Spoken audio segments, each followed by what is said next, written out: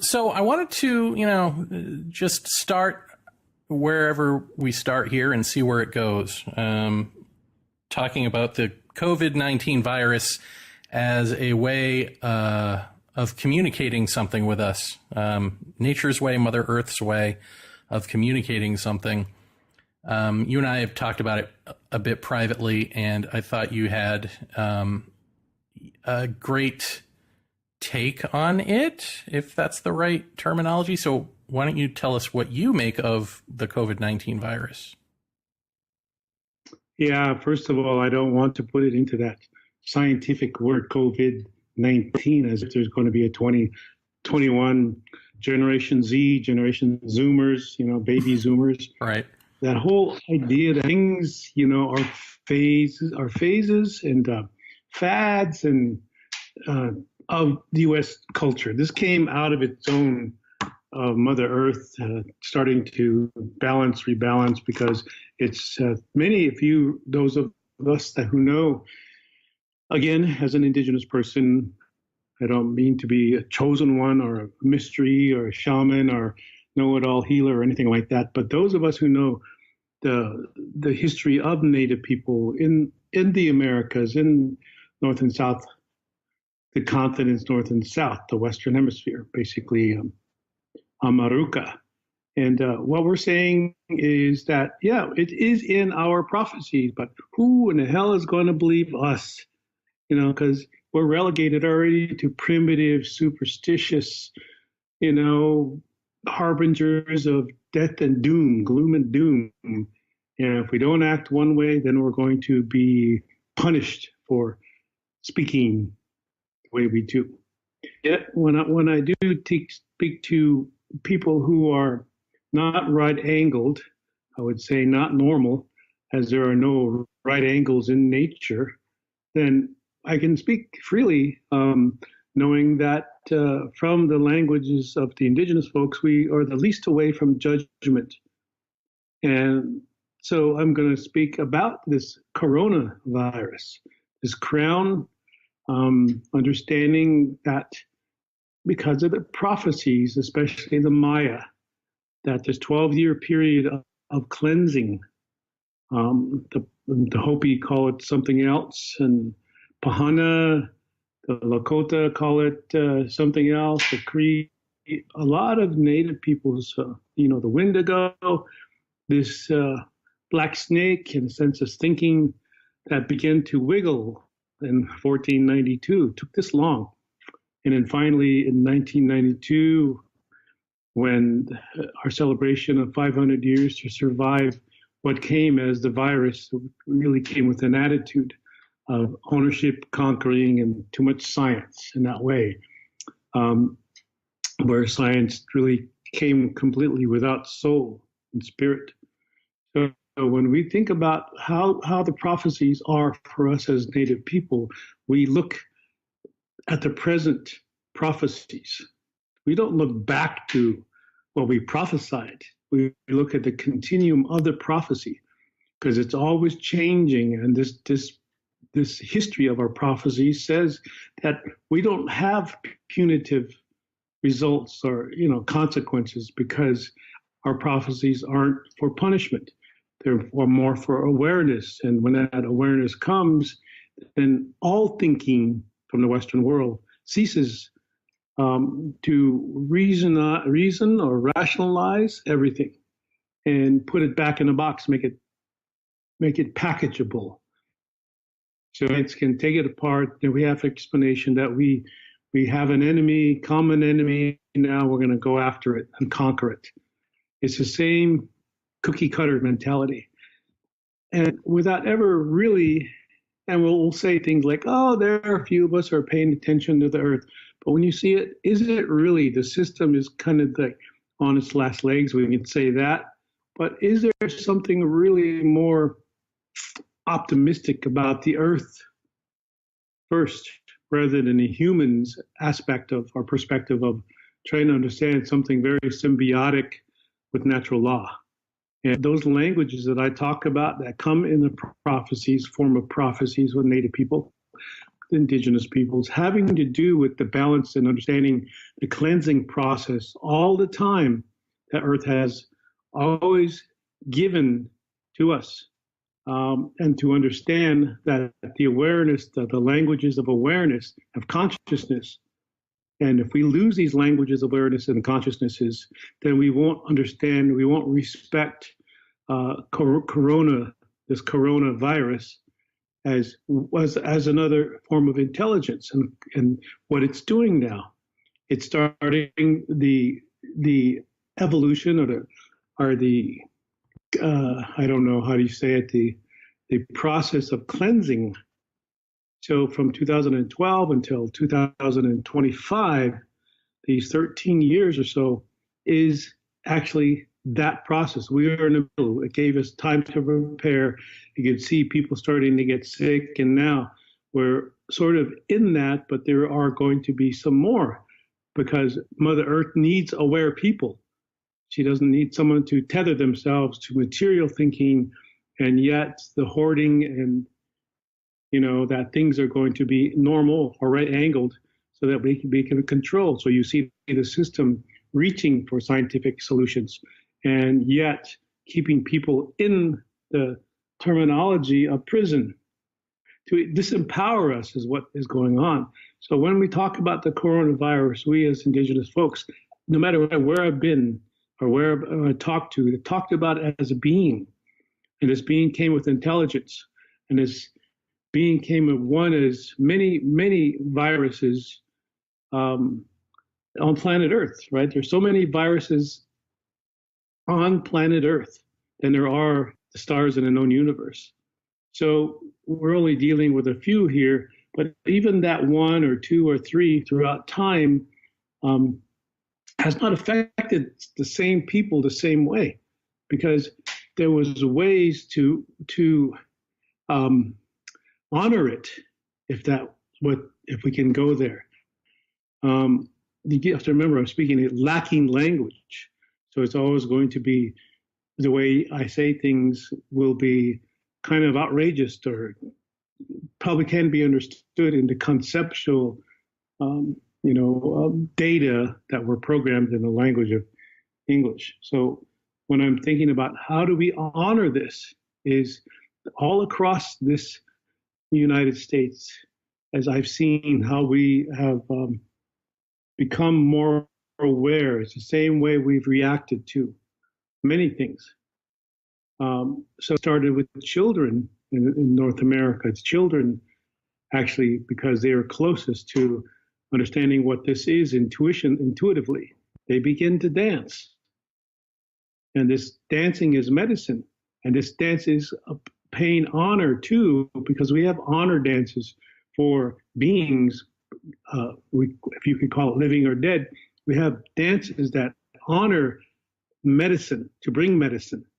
So coronavirus is a medicine of the spirit, if not of the body second, right? So if we are approaching this coronavirus with war mentality, then it's going to fight and get bigger.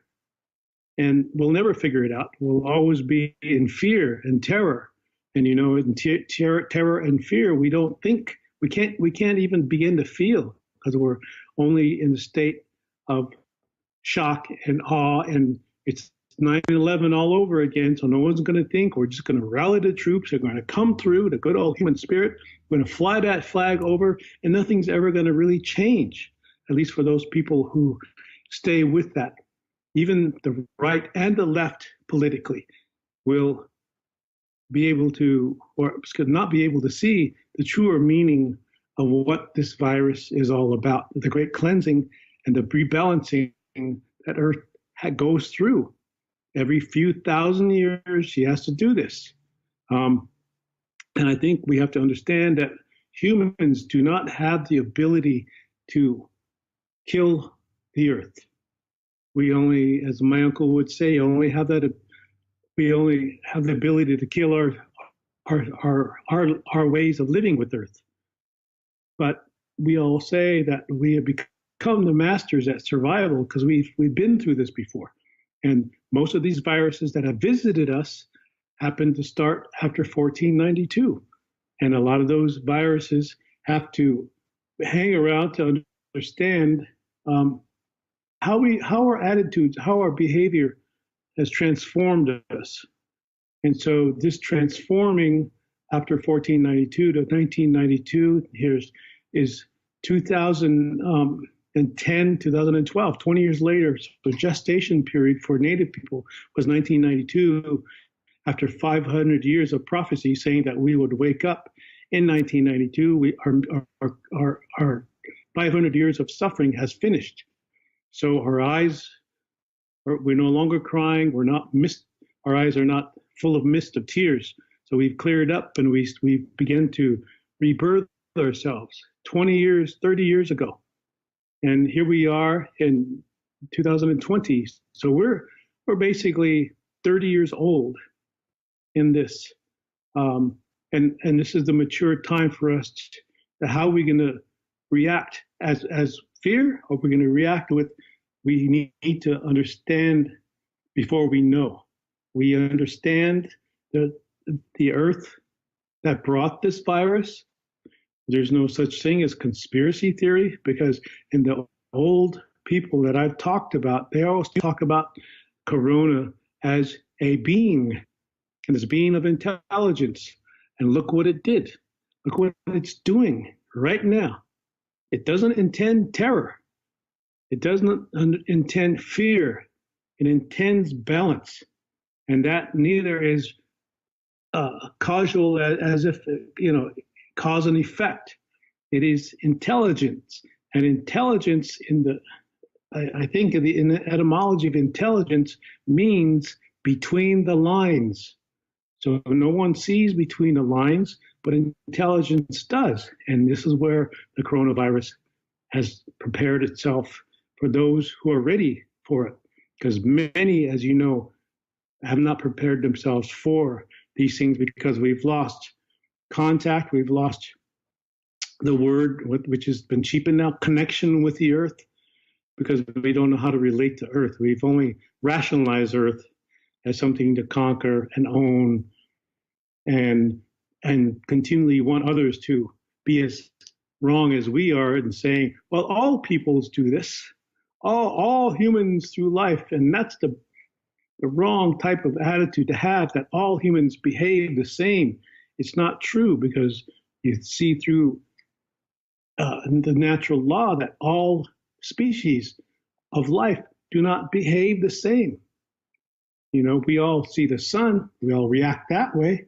We all need water, we all react that way, but we grow and learn differently. And this is what we're saying. Some civilizations have stunted their spiritual growth and gone into the reaction of good and evil, the duality, and very little of those folks who are not into the duality have actually evolved, and I don't like that word, but have recognized a continuum of awareness where we are all the time, and have been changing with it and adapting with this intelligence, rather than, oh, something's got to change and we're going to change it because we have power as humans. And yet that power is always about changing the earth, right? To control the earth, to fight the earth and make earth our enemy continuously, because that's how peace and war are with that way of thinking. So that's just a little rant from me, Jeremy, so far. Well, thank you. Well, to say that it happens every few thousand years, though, that does sort of say that that we're at a similar impasse every few thousand years, or that there's some part of humanity that is younger, more arrogant, more whatever it is, whatever the imbalance is, that needs to be put back into balance. So are you saying that there is a continuum that way, that whoever gets it, where do they go? What do they become? And then does something else come along that fills our role as the person who needs to learn? Mm-hmm.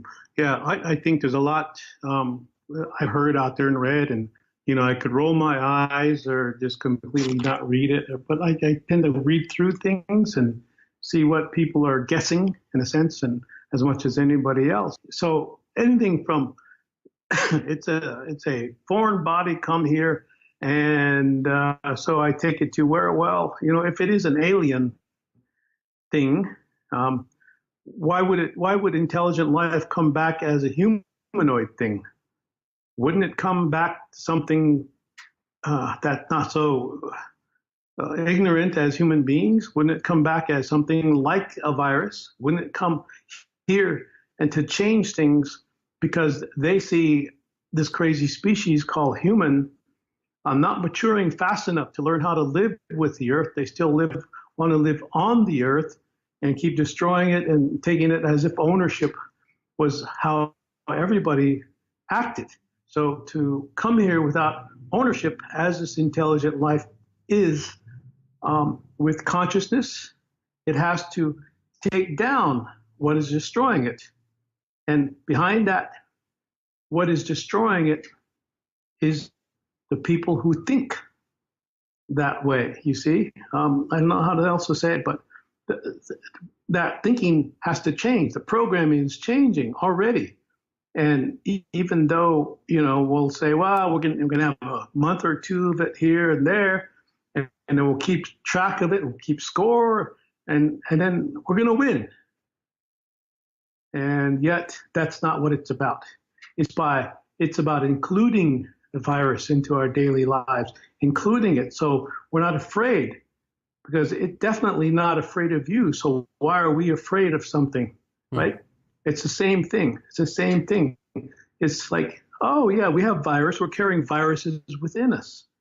Are we respecting that? So I think it's more or less, it's coming to monitor, if I could say this, our behavior. How well have we matured, I would say, I don't know, spiritually or consciously? Because that virus is not here with a conscience. It's here being aware, conscious. And that's like the earth. Earth is a conscious being. It's not being conscious about right or wrong. This is right and that's wrong. It sounds like binary thinking. So are we thinking multi-dimensional along with the many other intelligences are here? And again, I will say that there are people out there who feel this, who, without having to apply knowledge and information to it, because that's the Western way of doing things, that the understanding is also leading to the wisdom of this intelligence, between the lines thinking. And that's what understanding and wisdom are. But when you have knowledge and information, that changes all the time. You're seeing, oh, that's a graded subject. That's something we grade to laud over people. I have more knowledge than you, and our science says this, and and everything has changed again. Even once they finish saying that statement, something else has changed. So it's the illusion that it keeps going, convincing those who are technical, scientific. I think there's too much science applied to it without feeling the corona. They see the body numbers piling up. They see, how it's being transmitted, and that's nice. It's nice, but who is thinking post-corona? Who is thinking post-virus? Well, I will go back to Native people. We have been living through a post-viral infection that came in 1492. The way to treat the planet was not very good at all. To destroy and then to rationalize behind that monotheism was the only way. I mean, I could see the smirks on those peoples who have been programmed for so long, 300 generations before you all got here, right? And then when I speak this way as a Native people, the Native person that I am, then they say, well, you're angry, you hurt, you hate white people. And it's not about hatred. It's the behavior behind it. It's the Wendigo. It's the Washichu. That's where we're looking. The behavior has to change. And that earth, Earth Earth is organizing us, you see? And organize Earth. That's the big vanity that we carry as humans with industrial minds, and that we can change and make big dams. And yeah, like, so Earth is saying, oh yeah, nice, playtime's over. Right. And now here's the reality that you think you've created with your glass house mentality. It's perfect, in that it is a virus, in that because we are at that point in the society where we love what we consider to be logic. We love rationalizing. We love what we consider to be rationality. And we're losing our facility to be able to read into things, to see metaphors and subtext and all of that. We would rather have life be one giant instruction manual. And so in that vein, if what we really need to do is look within, here's something that is that literal, a virus that says you have to look within, right? And so you can stick with the literalness of that and like you're saying, treat it purely as something that we, a weed that we need to pluck from ourselves in the vein of war, using our science. Or you can see what it really is, or what the virus is really saying, that is actually a metaphor. The physicality of it is a metaphor, the where it's located within, this invisible within. And that's true because it seems to be evolving, mutating, whatever you want to say, along with how we're thinking about it, right? And how we're trying to react to it. It seems to be constantly, if you want to say, a step ahead of us. And I think that a step ahead of us nature is to say, yeah, this is a literal virus. It is literally killing people and all of that, making you sick. But there's something else here that you need to look at. There's another angle to it, or another, sort of a holistic aspect to it that you're completely missing if you're just looking at the disease, if you're just trying to outsmart it and that sort of thing. And I feel like the thing that makes people self-destructive around something like this is that they know that, like deep down in the place that they are running from, they've always known what they're running from. They've always known they're running from themselves, right? And so here's something that's like trying to, corner you with yourself. And it's just weird because you would think that, in the sci-fi movie version of this, there are two basic reactions: embrace it, or, like, for instance, embrace the post-apocalyptic life, kumbaya, communes, everyone getting together, that sort of thing. Or you go the other way. You buy your guns, you hunker down in your bunker, and you say, anyone who comes on my property, I'm going to kill you, that sort of thing. But what we're seeing is what you just said, which is, how do we get back to normal? Like, we don't want either of those. It's like you've got this thing that is complete change, that is changing. You've got a world that is changing, and you've got the animals and the plants in the world are changing with it, and we're the only ones going, we don't want to change. We don't want this. How do we hold our breath until our parents, go away, and so we can become invisible? So I just wonder, in prophecy, is there I hate to say, I'm going to put this as whitely as possible. Is there a contingency plan for that, Tiokasin? I mean, is there anything in prophecy that says, oh yeah, and by the way, the people who need to understand this the most, they're not going to get it, and here's what happens when that happens? Or is there just a sense of like, no, people who don't get it, they're probably going to die off, and people who get it are going to learn to live with nature in balance again? Is it that? Wow. Yeah, that sounds so simple, doesn't it? It's like, okay, we solved the world's problems now. That's what's going on. There are good guys, bad guys, and a savior comes to us out of the blue, and then that's what we hoped for. So now we learn our lesson, and back to sticks and stones will not break our bones. And so when I'm thinking from the prophecies that I know of, I could not recite right now, but I could probably cite 17 native prophecies from Tierra del Fuego to Bering Strait. And these prophecies talk about the animals, the world animals. They start fighting back now because it's their world too. And in 1990, when the elders got together in the Dakotas, again in 2010, when the elders got together, and rumors, what I heard in 2015, were saying that they asked the father, son, the Ate, the son, to come and help the earth, the female. So this is part of, all of these planets, the cosmos working in conjunction, not just to save the earth, but to awaken that which is deeming themselves godly, right? And out of balance. And so when they say that the animals will begin to fight back, it's not, we think about war, we think about automatic, all these animals are going to attack us and we have to put up walls and shoot back and all that. That's like, whoa, what kind of outdated mentality is that? It's really thinking about the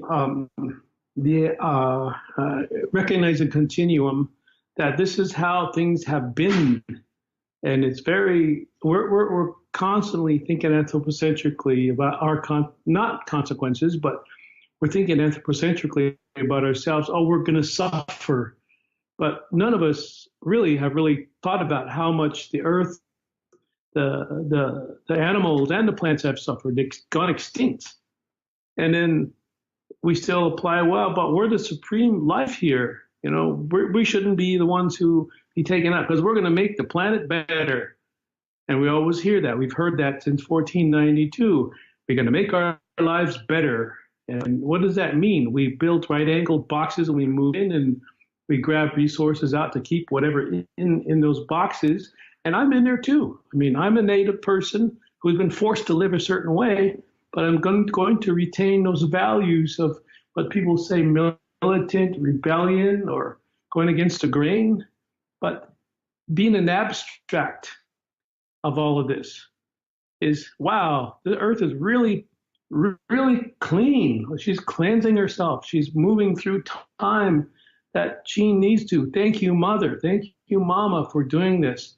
And yet we still are in that, what about me? I can't do what I used to do anymore, So what do? We make Earth the enemy. We make this coronavirus the enemy. And we no longer honor life. And because life changes, everybody dies, and no one wants to die. We forgot how to die. So here we are, an intelligent little thing, not just one of those little things, countless. We can't even begin to count how many of this little coronavirus little nodules are out there, but they are. Could be flying around, making wings of themselves, so that she goes to places where things are in balance. But when you go back into the history of these prophecies, right? Even all over the world, you can go to Asia, you can go to Africa, you can go to South America. You think, talking to these chiefs that I do, one of them, a friend, said this in November. And his vision was this. And he wrote about it. He told us all about it. And all us little Westerners and our little brains are like, quaint little superstitious indigenous people. Oh, that's nice to hear. We'll pretend we're a little afraid. But when it happened, I knew what was going on. It would come in communication because I, in a sense, being in communication with the sun, as a sun dancer, I knew something was going on. I felt it, but I couldn't put it in information or write it down or even begin to speak the words. So when he conveyed this in a message, a 22-minute message to me, I could understand, this is what he was saying And now he's saying that the spiritual chiefs, the spiritual science that these indigenous peoples have are needed just as much as the science people who only look at it without spirit, but something to, delineate and cut apart and continually try to find the problem when the problem is too much science. And so it's saying, oh, coronavirus come along and say, oh yeah, there's Fukushima. Oh yeah, there's these giant oil spills all over the place. Oh yeah, so if you're not going to listen to the fires that Mother Earth is saying she's sick, going to listen to the misapplied water everywhere, and no one's paying attention to that. Going to listen to the great freezing going on anywhere out of the blue. And then now earthquakes, it's going to be more of those. So we're not listening to those old. Everybody has this in there somewhere back in their times and their legends and their tales and their stories and creation and whatever. But this is that message that's still coming through. It's consistent. She's been generous with her story. We've wanted to change it all along, and that's just too intelligent for us to change anything. Mother Earth is so intelligent. She knows what we're doing. Stop trying to save her. Well, and also she's, in the past, it seems, at least in America, made it so that we can choose not to listen, right? So as long as we're comfortable enough that we can keep ignoring it, or that we can, put another poster of a window up on our prison cell and pretend that we're looking outdoors, then we'll take that. We'll be okay. But now I just see all of these, things that we call events are just happening so consistently. And I think it's going to be quickening to where we can't ignore ourselves as the problem. Because, well, even take animals. When you say animals, the prophecy of animals rising up, I mean, I can see that happening in this way, which is, we see these stories about how they've come back. Look, for instance, the bears in Yosemite National Park are having a field day, right? Now they can roam around without cars and people and all of this. And if we got back to so-called normal, we would have to murder them so that we could then go to the park to observe them from a safe distance, right? We'd have to kill those bears back.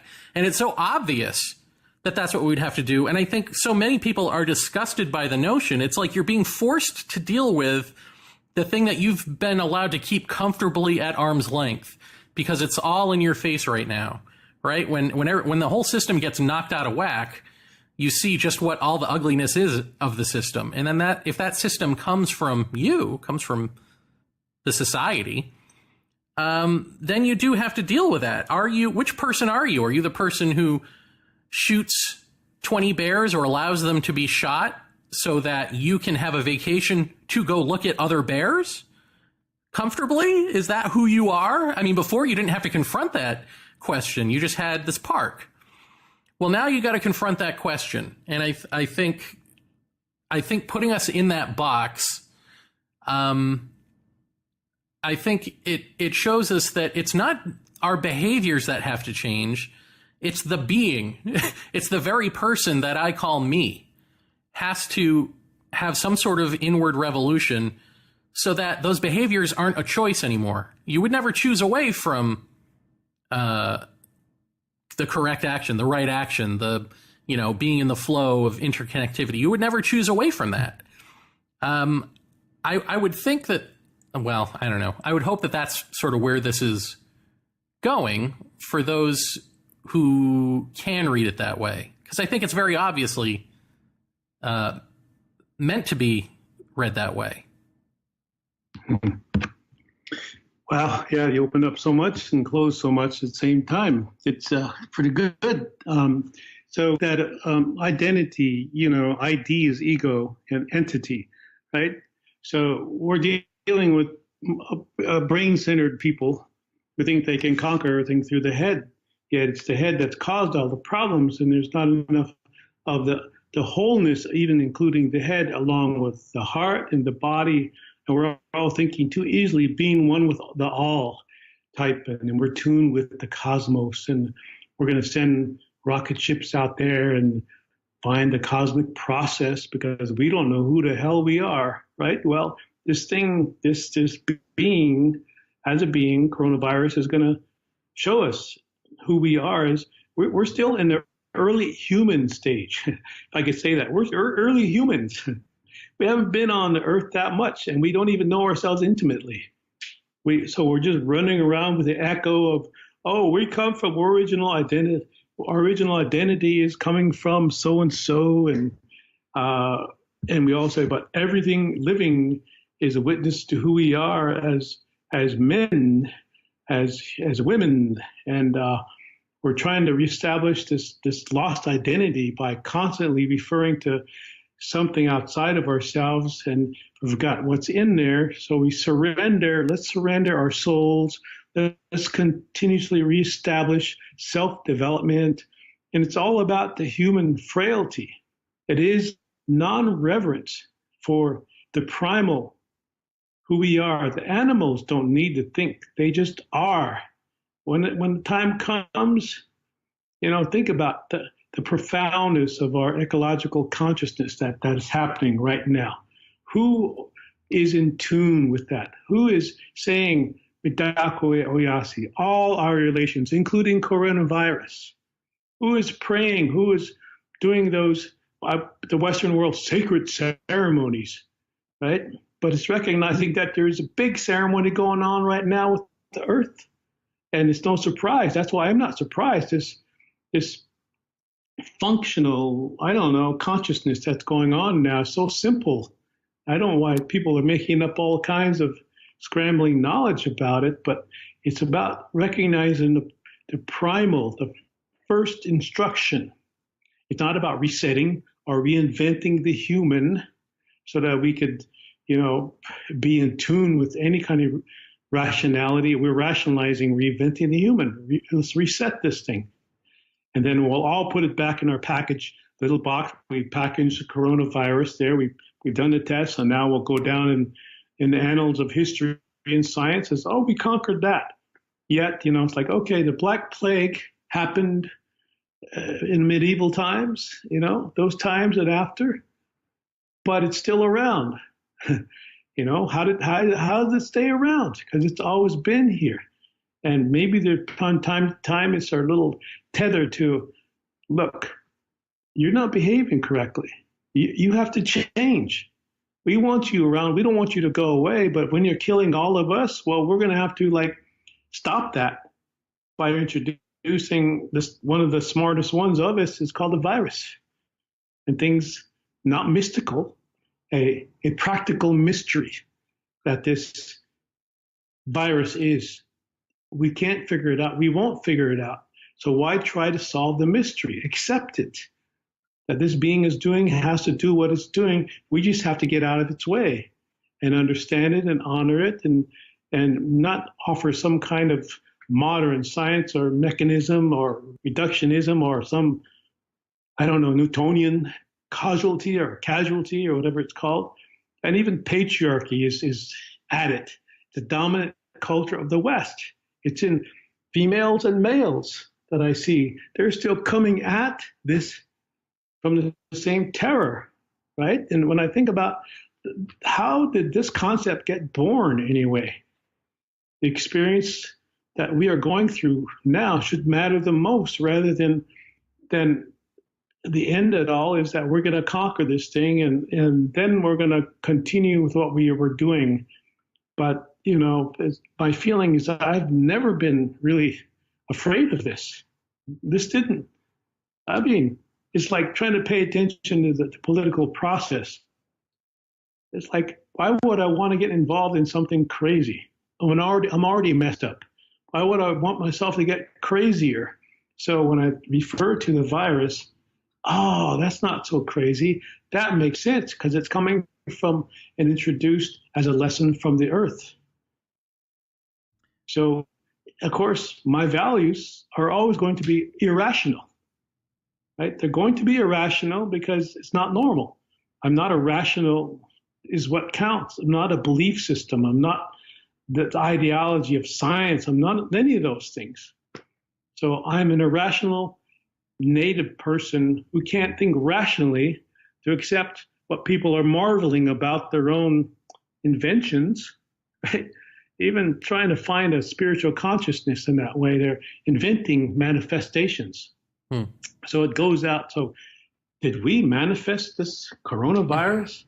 Like, are we that godly that we can create magic out of that? And we're giving ourselves so much credit for overcoming everything that now we're just lost in the hope because we think hope answered our question when it's really providing more of a confusion. So, this thinking that you and I are doing, we're not even scratching the surface here, because underneath this is that fear, that guilt, that dread, that compulsion to control that the Western way of thinking language is always giving to people without them even knowing it. We're always going to rationalize, well, we're intelligent beings, we're supreme. Look, we have to kill things in order to make ourselves comfortable. And yet we don't want to go out. I'm this way too. I can't say I'm guilty.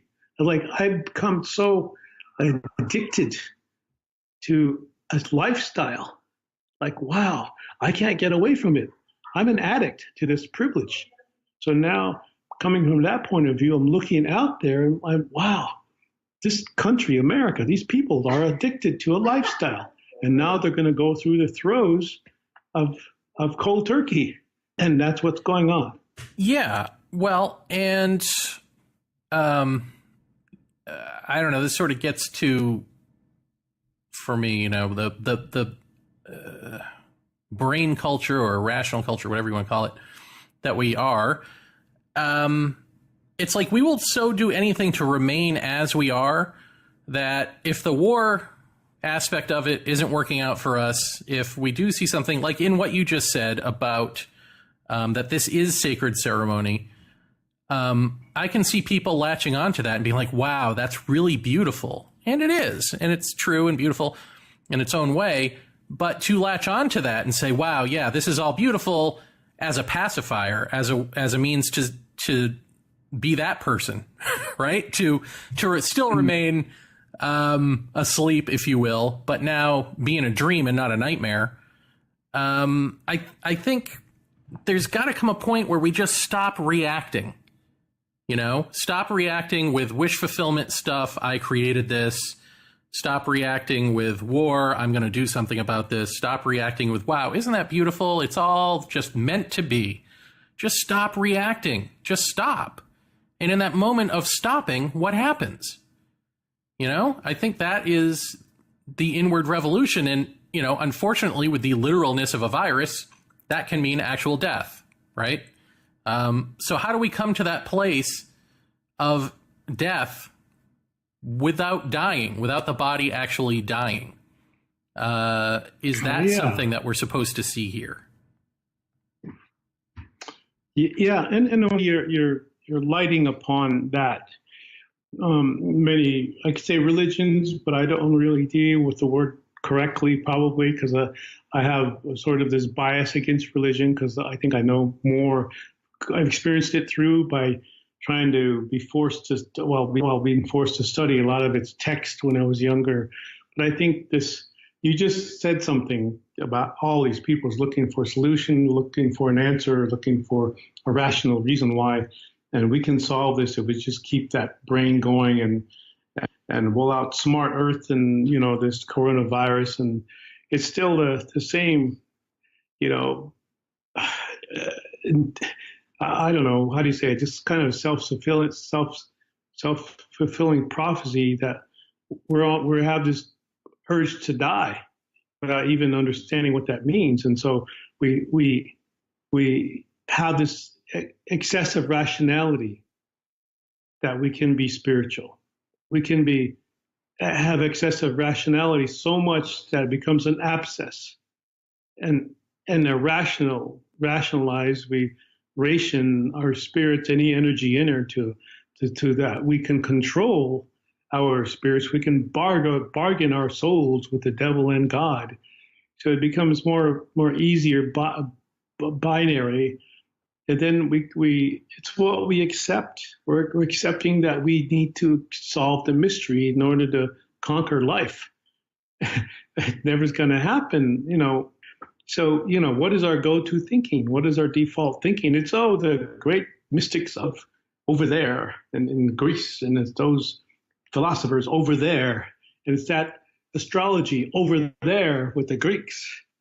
But again, tooting the horn of the native people, what is necessary for us is to understand that education that came at us, that not only for education for knowledge and rationality, but that sort of messed up ethic that came.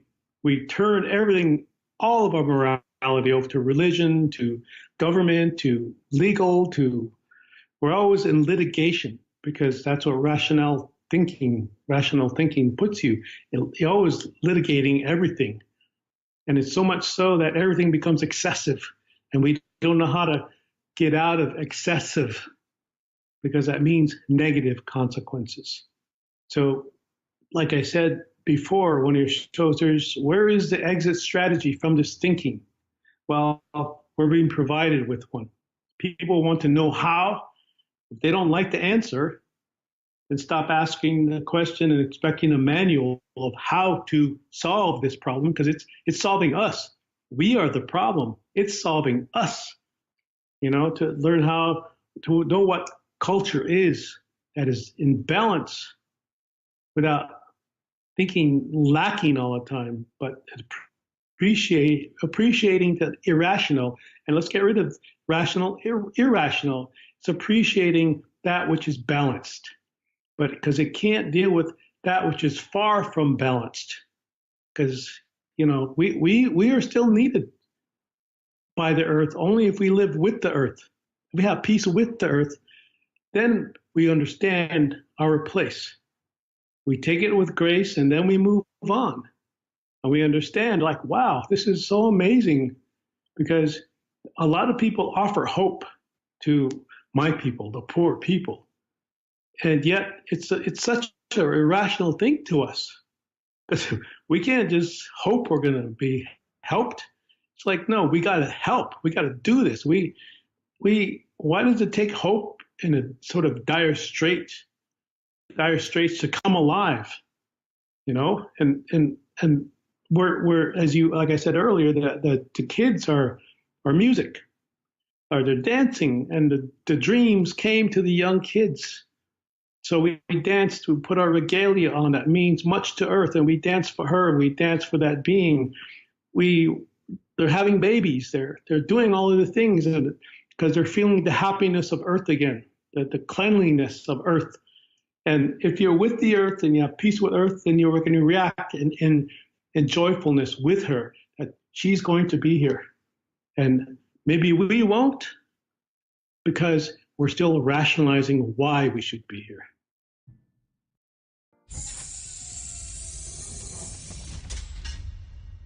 When you were talking about prophecy, it's funny because we think of prophecy, or at least I guess I've always thought of prophecy, I'll use me, as sort of a psychic intuition, or something like something comes to you psychically and then it foretells an event in the future that's going to happen, and it's kind of robotic that way, right?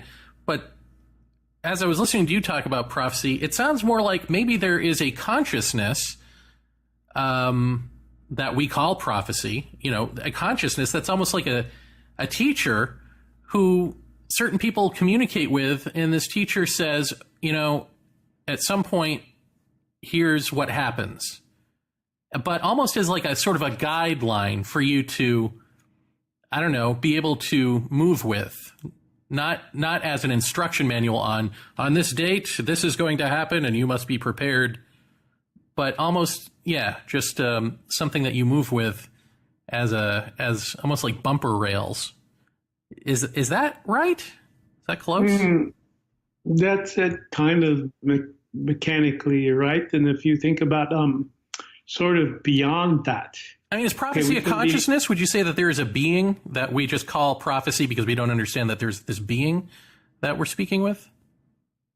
When I think about this, Jeremy, what is prophecy? But that what it does is reaches out to us, and it beckons us, it calls to us.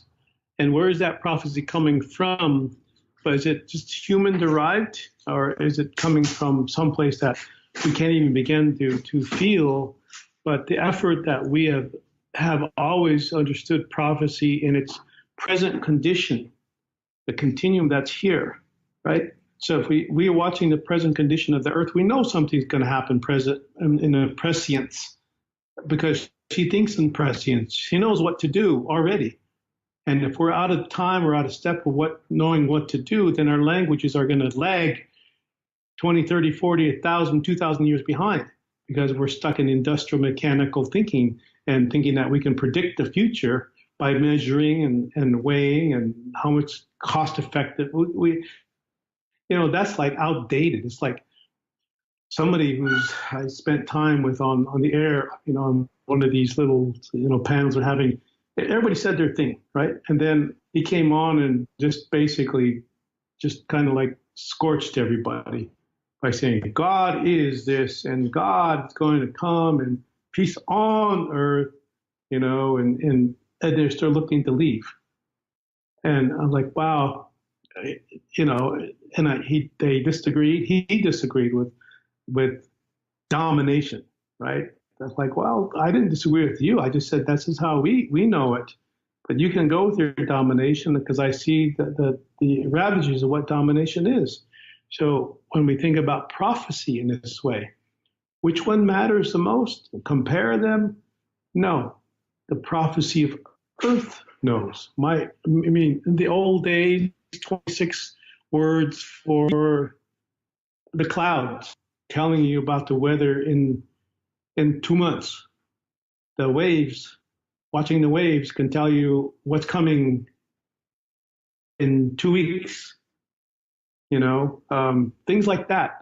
Seeing Venus in the daylight, and those of us out of touch can't even see it. That's what this prophecy provides. It's like the future is now. It's akan to the ancient future now. And that medicine of prophecy is always centered, right? It's centered in the mystery. And if we have accepted the mystery even more so that we can never solve it, then that prophecy shines right through and through to our bodies, and our little brains in each cell kind of wake up in that consciousness. Well, we don't even have to think anymore. We don't have to put things in concepts. We don't have to go from A to Z and thinking that we've conquered the earth. But we really, we don't put ourselves in boxes anymore. And that's a relationship that we're looking for.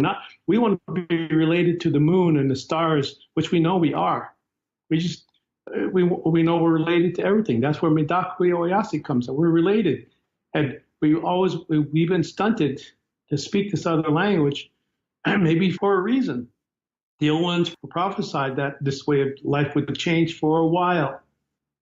And then things would return to the continuum, not in a normal way that we've been described, but a continuum of always moving in motion. And that's the language. And that's where I can't really say and put it in subject form what prophecy is, but I know it's not punitive.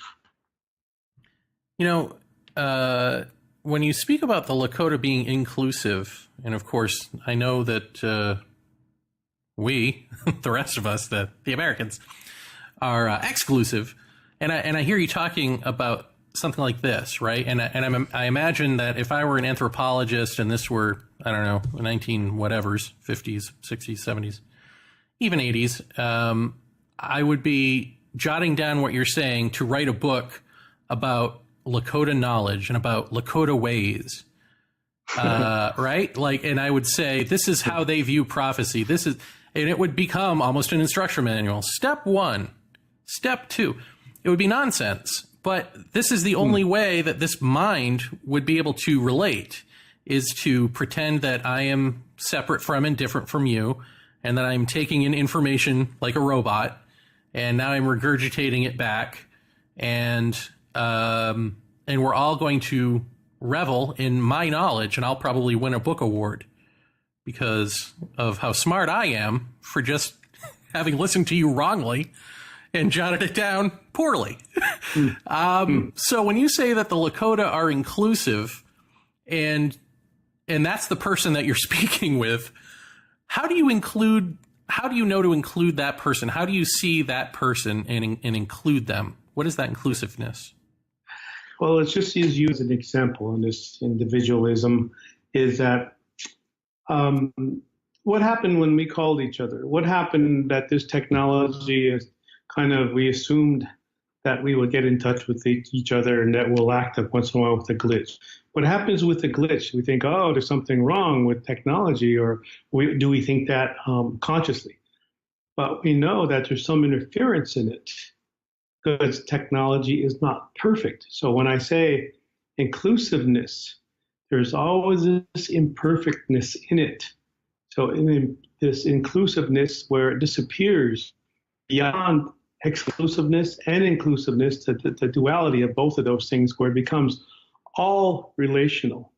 That because our language is coming from the origin when everything related first. It's the great welcoming to us. It's this our bodies are in the soul instead of the soul being only in the body. So where does that soul, our bodies being in the soul, where's the soul? It's all beyond. So we accept what's beyond, and that beyond can never, ever be defined. But it's always within sight. How is that? It's always within feeling. So relational is not empathy or love or only these subjective things. Of course, I'm getting arguments for that, but it's not an ideal. Relational values are so practical that you really can't apply them in a Western way, because you're going to have to package them and put them into some psychology couch, and that is what we know. It's like, oh, everything is in packages now, how to do something. But when I think about what does inclusiveness mean in Lakota, it always goes back to these words, Bitakwe Oyasi, right? The seed within a seed within a seed within a seed. You just can't ever stop. The atoms define inclusiveness or exclusiveness, but they're always moving. So if your hand moves from one way to the other and it goes out of sight, we're not included, but yet the movement is always there. So if this confuses us, it's like because we don't understand what's beyond. We have to work with the mystery it's in front of us here to understand what's beyond. So it's practical mystery in that sense. So I don't know if that's neatly packaged for you, but inclusive is mitakuye, is that which is related. It's voicing all the time. It's voicing the relationship that's in the universe that was given before we even could speak or even think.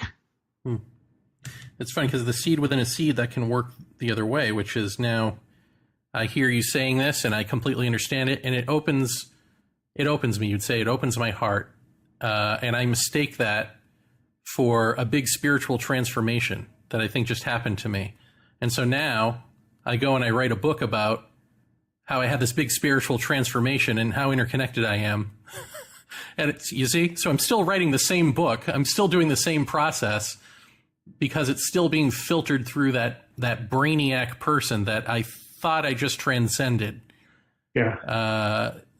So the seed within a seed also applies to our, what I would call a diseased mind or an unhealthy mind. And I'm wondering if the disease, as we were talking about the COVID virus, the disease that is medicine, is there a way to find medicine in ourselves, in our own sense of disease, so that echo chamber stops and we really do just, become what we just wrote that we were? Yeah. So do you think that there's a cure to anything?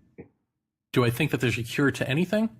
Yeah. Well, I think I don't think there's, I think the things that we're talking about, I don't think that there is anything that you can do. I think it is simply understanding the problem so deeply that there's no more problem. It's clear.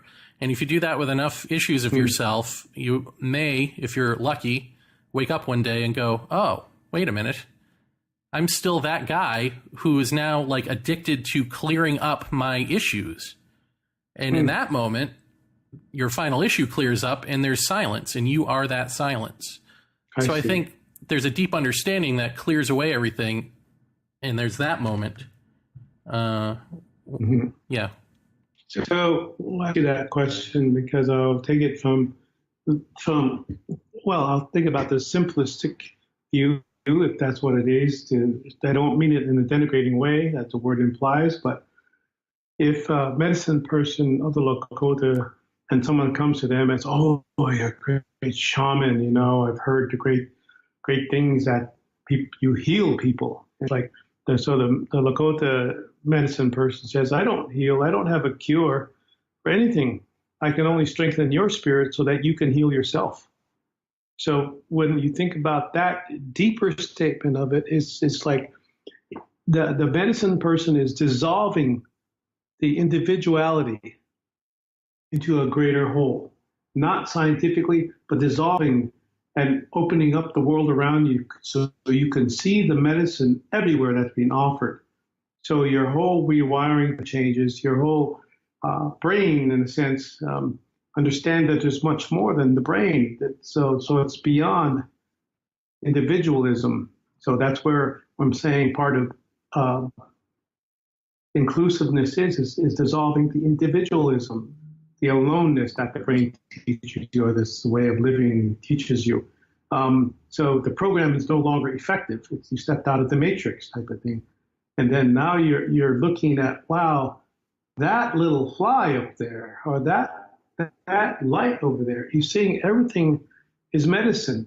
And yet I think about how, when people don't see, do they feel more or do they hear more? And are those senses that we have medicine?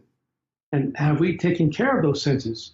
Have we eaten too little, too much, drank too much water, we drove too long? So we're out of balance. So basically the balance of oneself in that sense of understanding what medicine is by opening up, assisting others, not just humans, right?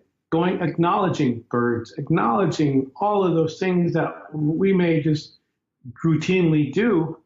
But when you really look at things that are moving, nothing is moving as fast as human beings, or at least until now, it seems, because everything was like, human beings got to get this done, get that done, get it done. Like, what the hell is a hurry?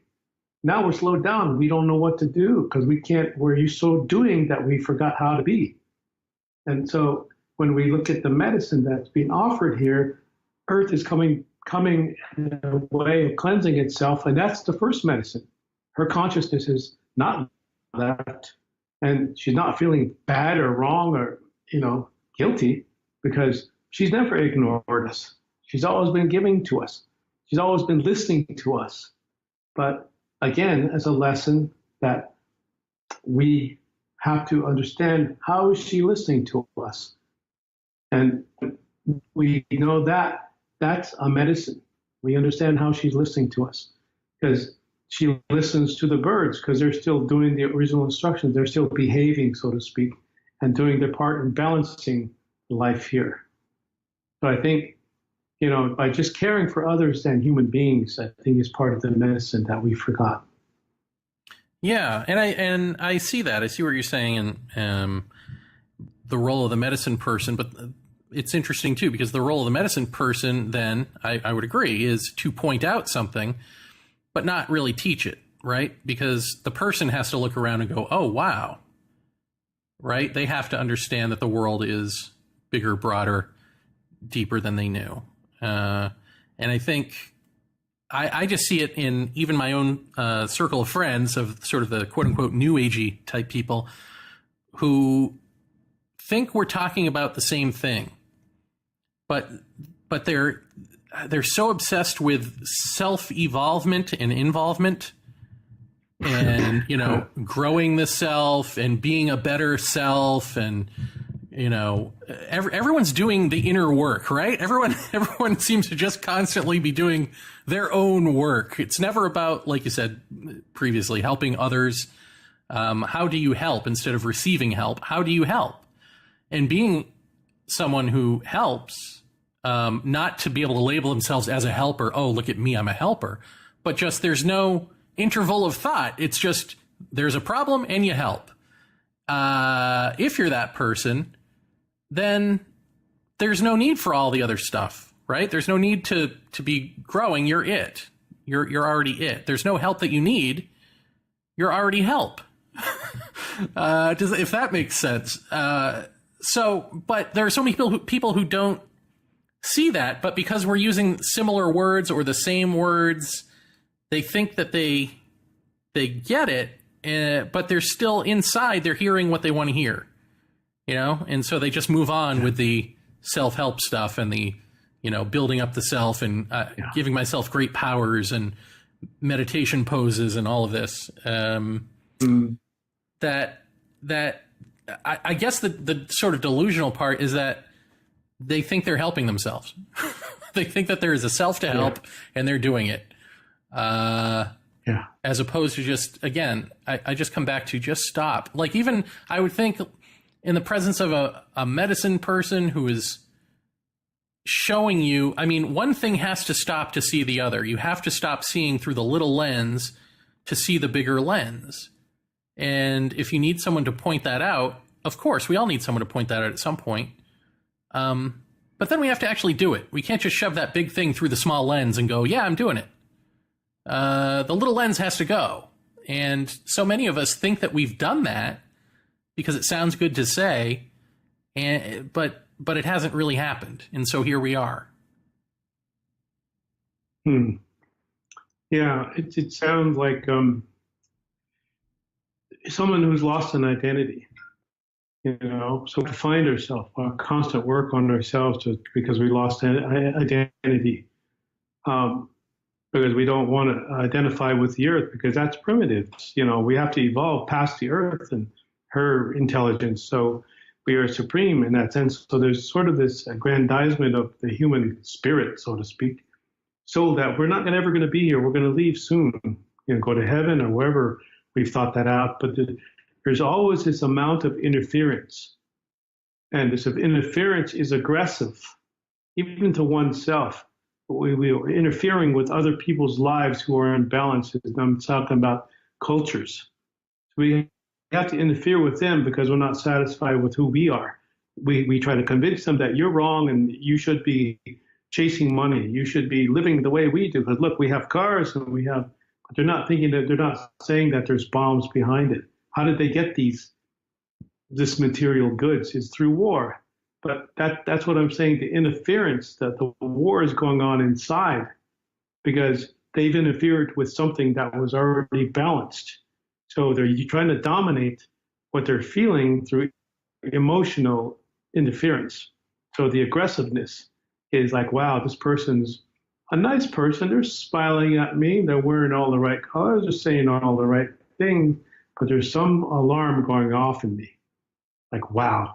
That person is just a vulture or is sucking energy. Because if you're speaking the language of energy, which I think has been shamanized beyond recognition, is that idea of energy work. We have to do this and do that, but you have the same formula over and over. It's like, okay, that's nice. That's really nice. It's here, but it kind of feels toxic to me after a while. So I don't want to hang around New Agers. I don't want to hang around scientists. I don't want to hang around philosophers. I don't want to hang around professors. But I'll talk to everyone because maybe they don't want to hang around me because maybe my thoughts are too organic and primitive. But that's what it is. So, but because I've always known that the closer you are to the earth, you have more medicine, you have more the ability to understand consciousness, intuition, because she's giving it to you. It's not a human self-help. I achieved self-awareness through human formula. It's like that's what's imbalancing, because we're interfering with our own natural balance to understand what true intelligence is, the generosity of Mother Earth. And how come we're not being generous with her? She's generous, and we're not allowing that value to come through. We're interfering with it. Yeah. And, it's funny too, not funny, but, funny that, as we talk about people, that we all sort of filter what we're hearing through our own filters. But there are a lot of people whose filters just don't make sense. Their filters are word vomit. So if their filters are, I like things that, with the word density, frequency, chakra, vibration, matrix, go down the list of sort of new agey words that have, been stolen. If I hear Tiokasin say one of those words, then I don't have to listen to anything he's saying, because he's saying exactly what I'm saying, everything that I already know, because he said one of those trigger words, right? And so it's almost like I see so many people who just really don't hear what another person is saying, because they've picked up on the one or two words and gone, oh, I know what that means. And so he's saying what I'm saying. And it's a way to not ever have to have real relationship with anyone. It's a way to not have to even have responsibility with Earth. It's a way to put those things off, but under the guise of, I'm either above it, I've transcended, that's why I understand this language, or I'm working on myself, and I'll get back to you. I'll get back to that when I'm done with me. And it's sort of this, I don't know, like I say, sort of word vomit barrier between the actual and you, that puts off, it makes life a big procrastination, which is why you're never actually getting there. You're always on your way there. Oh, I'm on my way to being better. I'm on my way to health. But then meanwhile, as Carol, my wife Carol, loves to say and to joke about, we go to Island Naturals, which is sort of the hippy dippy organic store that we love and we go to. And all the people who are above it all, they're the ones who are bumping you with their carriages and not saying, oh, excuse me, right? They're the ones who are the head in the clouds, who are just dropping trash on the floor or something. You know what I mean? It's that kind of thing where it's so, they so think that they are above conscious that they don't, it would almost be harder to reach them and say, this is unconscious, because they think that they've transcended all of that, if that makes sense. So, yeah, I mean, I don't know how, how to reach the people who think they've already been reached. Yeah, who needs to reach them? Maybe they're out of reach, and that they'll always be. Part of the prophecy is that the Earth spins. Now, metaphorically, the Earth is spinning. I mean, physically, it's spinning. Cosmologically, it's spinning. It's in motion. We could go with that, astronomy, whatever. But when you come back to the people who've been here for a while and observed the Earth movement and everything, she says she's spinning. And people are going to fly off. Now, what do we think? But, fire and brimstone mentality that, then we're just material things. But what they were talking about was the Earth is spinning, and she needs to spin to all these things that people that want to go off and out there and find life anyplace else, then they should go. But on the way there, they have to develop within their own layers of psychology outcomes. Earth is behaving a certain way. So what's going to come? What's going to come out? A new personality. So now we're dealing with another personality when we couldn't even figure out the first one in the first place, right? In the last place.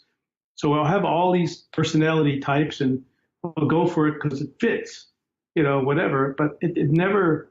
It's always looking for the validation of itself. So it's how do I say it? So it's always trying to return to its original, to get it back. I hear a lot of Native people say, we've got to get our land back.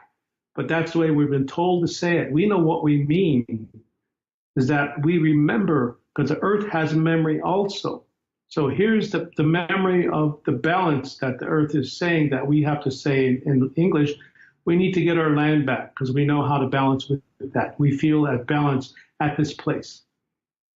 And in that way, it's not turning us into 10, 20, 30, 50 different personalities because it fits the time of psychology that's come along now, all these trauma. One thing happened, boom. The other thing happened, and so to keep it simplest, we're still looking for the tricks to get ourselves back to the garden, so to speak.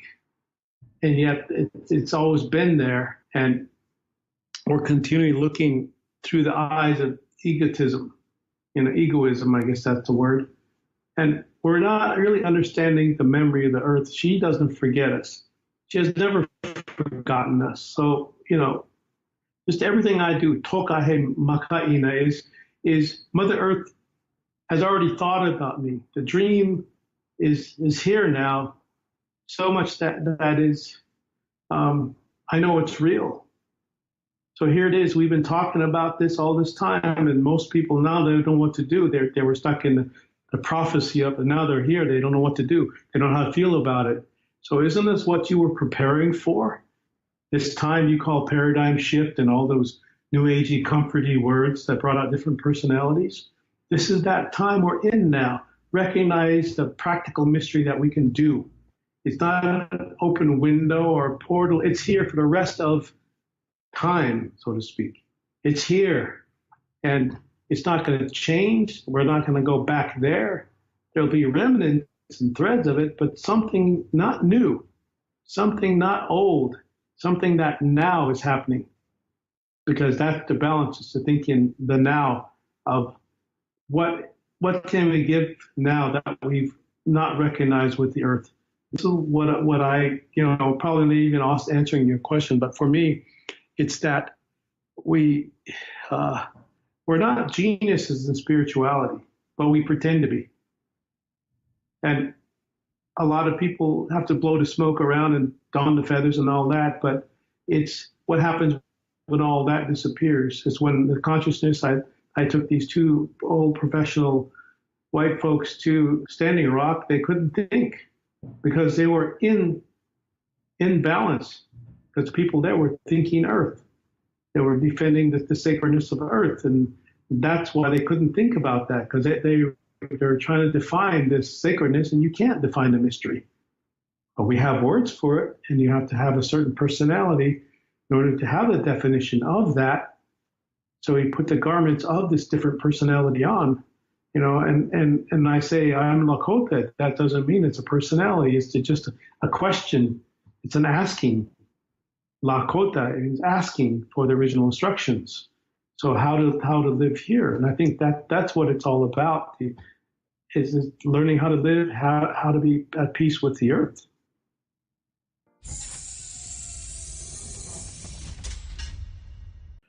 So let me just set it up this way. We hear that life is sacred. We hear that all things are sacred. And then we also hear that certain texts are sacred. We hear that certain objects are sacred. Certain sites in the world are sacred, and go on and on. What is the Lakota sense of the sacred? Is it specific to objects and locations and things of that nature, or is it everything? Is it internal? Is it external? What does the sacred mean? Well, let's see here. Excuse me.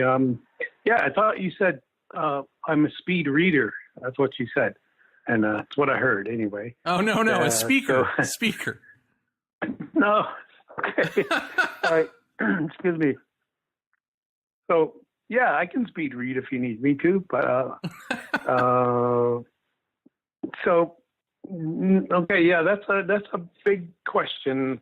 I think it's in the imperfection to begin with, and I'm going to try to come to the mind from someplace that's not really centered in the mind, but centered of a different place. But yeah, I think it's in the imperfection. That's where sacred lies, is in the imperfection, because in this world that we hold standards up to, which is the Euroforming West is that we tend to want to put things from outside back into that lonely box of the Euroforming concepts. So I think if you think about it this way, is that we're not looking for perfection in the Lakota way. I say that because I don't have a word for perfect in Lakota. It's in our designs, it's in everything to remind us how imperfect we are. So I always wonder, well, what if we make everything, the whole design, the way it's supposed to be? But it's really very intelligent of these folks to put in a bead design, one bead that you don't even understand or you don't see right away unless you have to look for it intensely, that there's one bead out of whack. But it's done so well that people think it's a perfect design. And we know as Lakota people that things are not that way. So if I was to say sacred is perfect, then I'd say that would be really boring, you know. But that's the way I would think about it conceptually and try to have a tongue-in-cheek reaction back to your question. So the other way to really understand what a sacredness or, you know, all the definitions that come out in the way we're supposed to be defining or redefining what the word sacred means in English, or any of those words that have to have a concept of holy or, you know, something that doesn't understand it. But even the holy, we'd have to go back to the Latin. Even the word sacred, we'd have to go back to the Latin. Everything is descending from that language. So we are having to find, you know, extract from another meaning in order to put it into, at least look at and think it's a relationship to the word that we are saying is sacred in English. So yes, we could say its relation to the objects or even places or even what's happening is a sacred thing. But these often have to go, again, we have to entirely take whatever that sacred is and put it back into the modern form, according to the Bible, according to whatever religion it's coming from. And because everybody else is doing it, then we should too, so that everybody can understand it. Well, see, that's an interesting point that gets missed. I mean, essentially, you're saying even asking the question, what is the sacred, means that I, as the questioner, am trying to bounce it off my own language. I'm trying to fit whatever you're going to tell me, or I guess I'm supposing that whatever you tell me is going to fit into the English language. Mm-hmm. And it may not be possible that it can. So that's an interesting thing to start with, right? So do you think that is there, I don't know, an inherent racism or implied racism in a white person asking an Indian what is the sacred? Because it just means that you're going to tell, you know, I just assume you're going to tell me something that I can relate to. That's it. Yeah, because you have a lot of native people saying the things that just to get along. And so no one's really getting what that means. In fact, when you're in the confusion is what I would say is the sacred, because you can't nail sacred down. Like people say, well, we have to defend the sacred, when actually sacred doesn't need defending. You see, if anything, sacred needs to defend itself from us trying to defend it. So, because sacred can never be defended or even defined.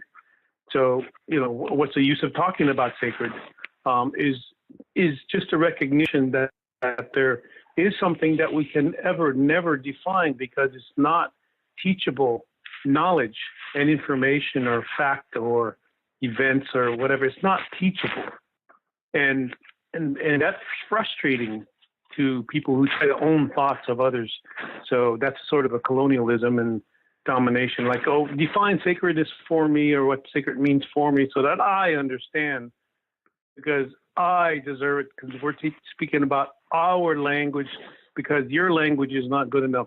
So therefore it's a diminishing of other people's idea or actually enactment of what sacred is. Living it seems to be more close to the word, because if I was to really live as a Lakota, it would confound the people who educated me, who in the West, in the Euroforming thought process, is they educated me, they taught me how to speak English, read books, work on the computer, all the things that says that I'm civilized, and therefore I am no longer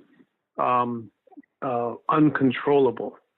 So I'm really channeling or corralling into one way road or pen into saying, well, here's what I think it is, and therefore what is sacred is completely what you say it is. It's wholly having to do with throwing smoke and mirrors around and chanting the right song and the right music, and that's sacred. And we're supposed to feel something at the moment it's being done and come away as if we changed something. But that is not the same as it is if I was, as a Lakota, to go outside and completely not have smoke or feathers or a Bible or any kind of symbology, going out into the woods and just sitting there, just being with that which can never be defined as sacred. Talking about what's the word? Apocryphon is something that you can never teach, that you can, it's knowledge that cannot be taught. And sacredness in that sense of understanding is an experience. So you're experiencing all these other energies that we have deemed into nouns as trees and animals and the river and nature and all these things. So, because we can understand it that way. But if we were to go out and just be with that experience, and you can experiment with it, but you can always remember the experience of a certain time you went out into the nature and feel the action of what nature has done with your experiences. It has actually nurtured you. So it's nurturing. So nurturing as it's moving along is the ceremony that people would say is experience. So the ceremony is always a continuum, because once you have ceremony, which I know Euroforming people do not have ceremony, because I travel a lot and they tell me at least, that we forgot ceremony. We know what ritual is, but we have ceremony. And I say, well, ceremony is what changes things, right? And what you're doing is ritual is being changed by the things. It's situation. So there's laws and regulations that say you can only, perform certain things according to a higher up or higher conscience, the Vatican or whatever authority is in charge there. So when we have ceremony, there's no one in charge. It's all in relationship. So if anything, if that you could put that back into the box of sacred for those convenient listeners who want something, who want the answer of what sacred is, then to us, it's always going to be a secret. And that secret can never be unfolded or told. And we can't even say it's mystery, because these words are too easy in the flow of it. And the sacred or secret or the mystery can never be defined. And so if I was to say that is Manitou, where humans never live, can't live, and won't be able to survive, that's where wouldn't the sacred or the secret want to be, is no interference with the human who is trying to always define what secret or sacredness is. So the spirits that live there, the energies that live there are always changing. And so how can we describe what sacred is? Because we have come up with a ritual, that so much that we've gone away from religion. Lighting a candle is a ritual. It's not ceremony, because that's how humans do it in this sense. But when to me would be if a volcano went off, if a volcano exploded and, erupted, that would be sacred to me. But yet it's how humans hold that as a catastrophe. And how could I think that way? Because it's killing all life and it's killing humans and things. But if you really look at the power that we can never control, well, in a sense, that would be what I would say is sacred. It seems that in our culture, we want to, the Western cultures, we want to know what the sacred is so that we can, either honor it or even in honoring it is to get something out of it, right? So is there a correct way that we can approach this in our language, in our way of being, where knowledge does have a place, even if we're using it wrong, where repetition does have a place, even if we're repeating for the wrong reasons? How do we do it for the right reasons in our own culture, or is that not possible? Well, most people would think I'm anti-Western or anti-whatever, but what I'm saying is it really knowledge if you're using it wrong? Is it really? Do we have to rely on that wrong knowledge? And is it information? And if it's wrong, why are we doing it in the first place? It's like I could say, well, this world, this society is extracting from nature and it's using nature. It's not giving it back. We know that that's obvious to us. But then we start recycling. And we can say, well, coming from the Western world, the Euroforming world, the word, at least we're recycling. Yeah, but the source of why we need to recycle by making more plastic bottles and things, I think it's the idea that we think we can recycle the earth, you see. And I think that is an anomaly and doesn't belong. It's an errant thinking process that will, in a sense, make enough mistakes on itself that it will just not make any sense. And that dominate nation thinking will wipe itself off the earth. So, because that's what nature does. That's what she does. She takes out the dominant species. Because she's, herself looking at what is sacred. And if something is not working with all the other relations, that's not sacred. But if something is working with all the other relations, I would say that that's what is sacred, if we want to put it in more of a definition and an emotion of it.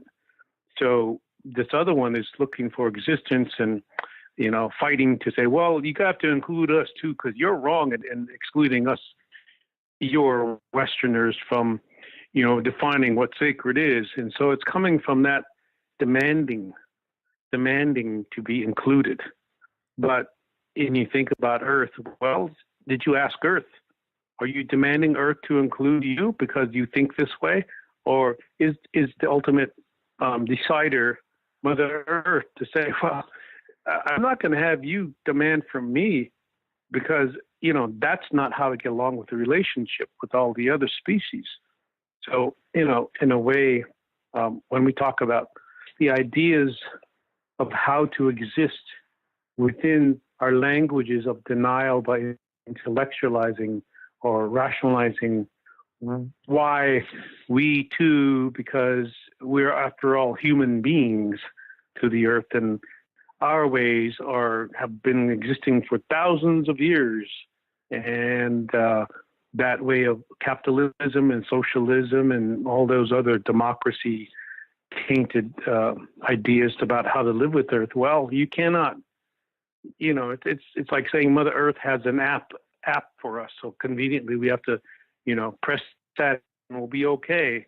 When she's not even an app, she's not a government, she's not any of those things that we would apply to her. And by just leaving it alone and not trying to define what Mother Earth is, we can understand her telling us what sacred is. Yeah, it's funny. It has nothing to do with the depth. Yeah. I was just going to say, I hear so many people, muse over are we a video game? Is all of this a video game? And I feel like that sentiment comes from us because we live virtually, just like you're saying. It's like you're either living interconnecting with Mother Earth, you're either living, interconnecting with nature, or you're living in imagination, and the imagination is going to be your own selfish thought bubble. And so for some reason, some of us have split off and decided that we're separate beings and we're going to live and we're going to really worship whatever comes out of us. That is more important than our own interconnecting nature. And in fact, the interconnecting nature is to be looked down upon. And I couple that with, in politics, of course, we hear that that oppressed peoples in America, especially black people, from the right, you hear this thing about that they should just get over it. Just get over slavery. Just get over it. That was then, this is now, that sort of thing. And then the liberal version is, well, but if you look around, you see how that is still affecting people. It's still embedded in us as a society, and so on and so forth. But neither ever talk about how entitlement is embedded in white society. Neither of them talk about, like, with that same level of how it has seeped into every facet of our being, to where even the people who are the do-gooders have it. And even the people who are the scientists and the most altruistic of us who are trying to, go on into the future and all this have it. And you see it come out in things like the 30-meter telescope debacle here in Hawaii, where that arrogance comes out of, but we want to put a telescope there, so that should trump your cultural value. It's okay to do cultural genocide because we're going to have a telescope, right, everybody? So maybe, I mean, what I'm trying to do, I guess, with this season of this show is sort of look at this one word, at least, to show these other perspectives, so that when white society says, well, we have a sense of the sacred too, and our sense of the sacred says, as I've seen multiple people say, that telescope on that mountain would be the perfect crowning jewel for that mountain. That mountain would love it. That would be a sacred moment for that mountain. I see this online. I see people writing such drivel. And I think if you knew the senses of the word sacred from other perspectives, then you would know just how shallow and meaningless that is. Do you think that has any value? Do you think what I'm actually trying to do here has any value? I think there's not one thing that doesn't have value, because it keeps somebody like me on the truer perspective of understanding where I come from. Because there's something that I could say that Jeremy is wrong, but in Lakota I can't say Jeremy is wrong. I can only say the way Jeremy thinks may not be right for me, because that's speaking of my road of experience and the people that I know who aren't tainted by the other thoughts of Euro-Western, because that's the default. The default of what we think about God, the default of why we must speak, the default of everything, why we must have logic and reason the way the Western people do it. So much so that you even feel it extracting you while you're speaking and demanding, you're being demanded to conform to a certain way of thinking. And if we don't, I think you understand that mind stream of, if we don't, as Native people, think or speak the language that everybody speaks in the world now, then we are going to be on the extinction list. Again, I'll go on the other reverse part of it. The other side of it is that the extinction list includes those who dominate. That is no longer feasible, because there's too many people wanting their piece, their way of living or surviving.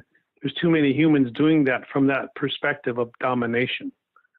And so when I'm thinking about how profane that would be for me to introduce this among the elders and say, well, you elders are wrong here.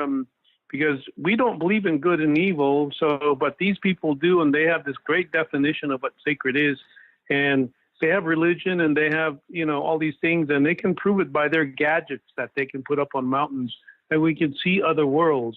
And I'll say, well, we should live this way now, because our way is dead. We can't be going back to stones and sticks and teepees and horses. And, you know, we need running water. We need electricity. We need computers. We need all those things, because that's the way it is now.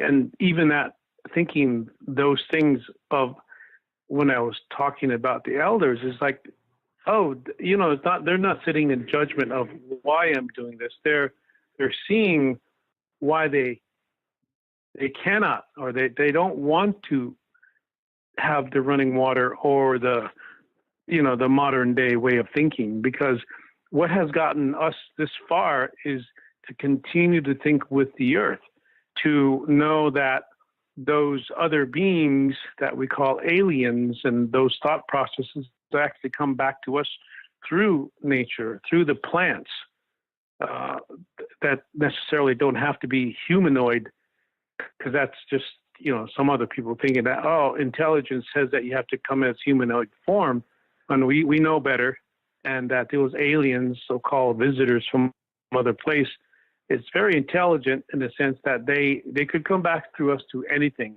including plants, which are the keepers of that sacred knowledge, that secret knowledge. But when the Western people get involved with dissecting, well, give me some of that plant too, so I can know too, it's not the same, because there's no ceremony about it. They often put science before everything, and the saying, trust in science, right? That's like the biggest lie there is, because it takes you, it deroots you, it takes you away from your roots. Now, if you put, and I think you've heard me say ceremony first before science, before trusting in science, because ceremony is the one where you'll find a proper balance about how to use certain energies. And that's what plants have. They have a ceremony with you before you even eat it. So, you know, if we complete our thoughts and say, well, I'm going to bless food in the Western way, and I would say, no, you can't bless food. That food blesses you. Environmentalists and farmers say, well, we grow food. And I'll say, no, you don't. The food grows you. Sorry, the food grows you. So there's that other way of thinking. And when you think outside of what is defined as sacred, then you have an idea, or at least an inkling or a feeling about that there is a different energy that we cannot fully explain with our limited thought processes, and everything becomes sort of, I don't know, how do you say it, equivalent, like I said, default to what we have to explain it in this language that Jeremy and Tiokasin are speaking, so that the listeners can really understand us, because after all, you know, it's really about now, not back then. But if you are speaking a language that doesn't even have back then or in the future, because they're including now, then which language is really the rogue, I guess you'd say, of not being able to define what sacred is? You see, maybe just accepting that there's no definition for sacred is sacred.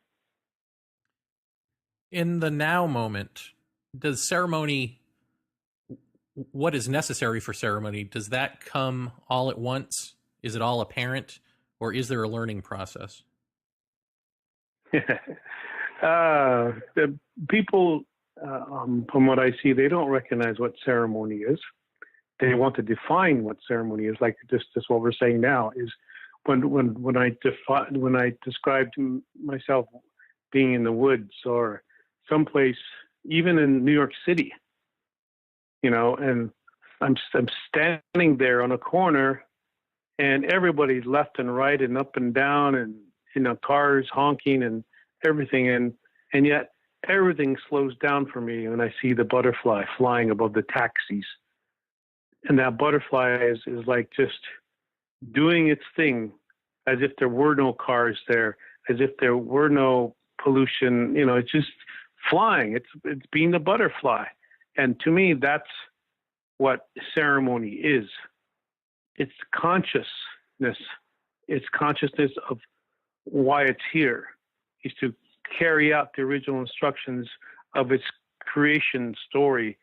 Wherever it originated from, that's its creation story, and it's living it out without questioning it. And to me, that's what the ceremony of life is. You're living it. You're experiencing it without. You don't ever hear butterflies complain. You don't ever hear those trees complain. You know, you don't. It's just how it is. They just know. They're dealing with, and we often try to say, well, they're feeling pain and they're doing this, but it's always what we are doing to them that we're trying to rationalize. You know, oh, we should not be killing whales, or we should not be killing. We should not be eating meat, and all these things, because that's primal. That's too primitive to think like that. And animals suffer, but see, that's where we stand in the shadows of dismissal as Native people, because no one's understanding the cultures that has honored death, has honored living with death as one and the same personal grieving and living, because it's not in the mind. It's with the intuitive intelligence that butterfly has by continuing the ceremony. Whereas when we get away from the ceremony, when I'm speaking in English, I'm having to separate myself. I'm having to go into the conceptual mind and come from that perspective, isolated and coming up for reasons why I need to know. But when I'm coming from the Lakota place of being, there is no separation. I feel totally like my body is in the soul. And that's the ceremony, because then you're in the soul, your body's in the soul. You see, everything is medicine. Everything is at ceremony. And that's very difficult for me as a Lakota to live in the society that doesn't see it that way about how I feel as a Lakota. Do you see a reason for this society to exist? I mean, I know in the Lakota way you wouldn't be able to say this is bad or this is good, but what would you be able to figure out, okay, there is a reason that this dominating bunch of people took over the world and created this hellscape, you know, and is essentially killing the place. Is there a reason, or is it simply, I mean, a reason in a positive way, or is it simply, you know, we're little brother, we're in our terrible twos, we never grew up, something along those lines? Well, the exclusionary thing is not possible in the Lakota way. So what we would say is that if a people, any people that has now been violated with the virus of possession and ownership, would give that up, they would see entirely another way to live. So possession, ownership, anything like property, anything like that gets in the way of empathy. And that's, you know, we think that ownership and possession is going to satisfy us because it's tactile. We can feel it, we can hold on to it, whatever. But when you really think and are feeling that, there is no empathy, because that gets in the way of your feeling the tree, because you own the tree. You own the land. You own the idea. You own, you know, it's always a possession. And that gets in the way. There's no clarity with that thought in front of you.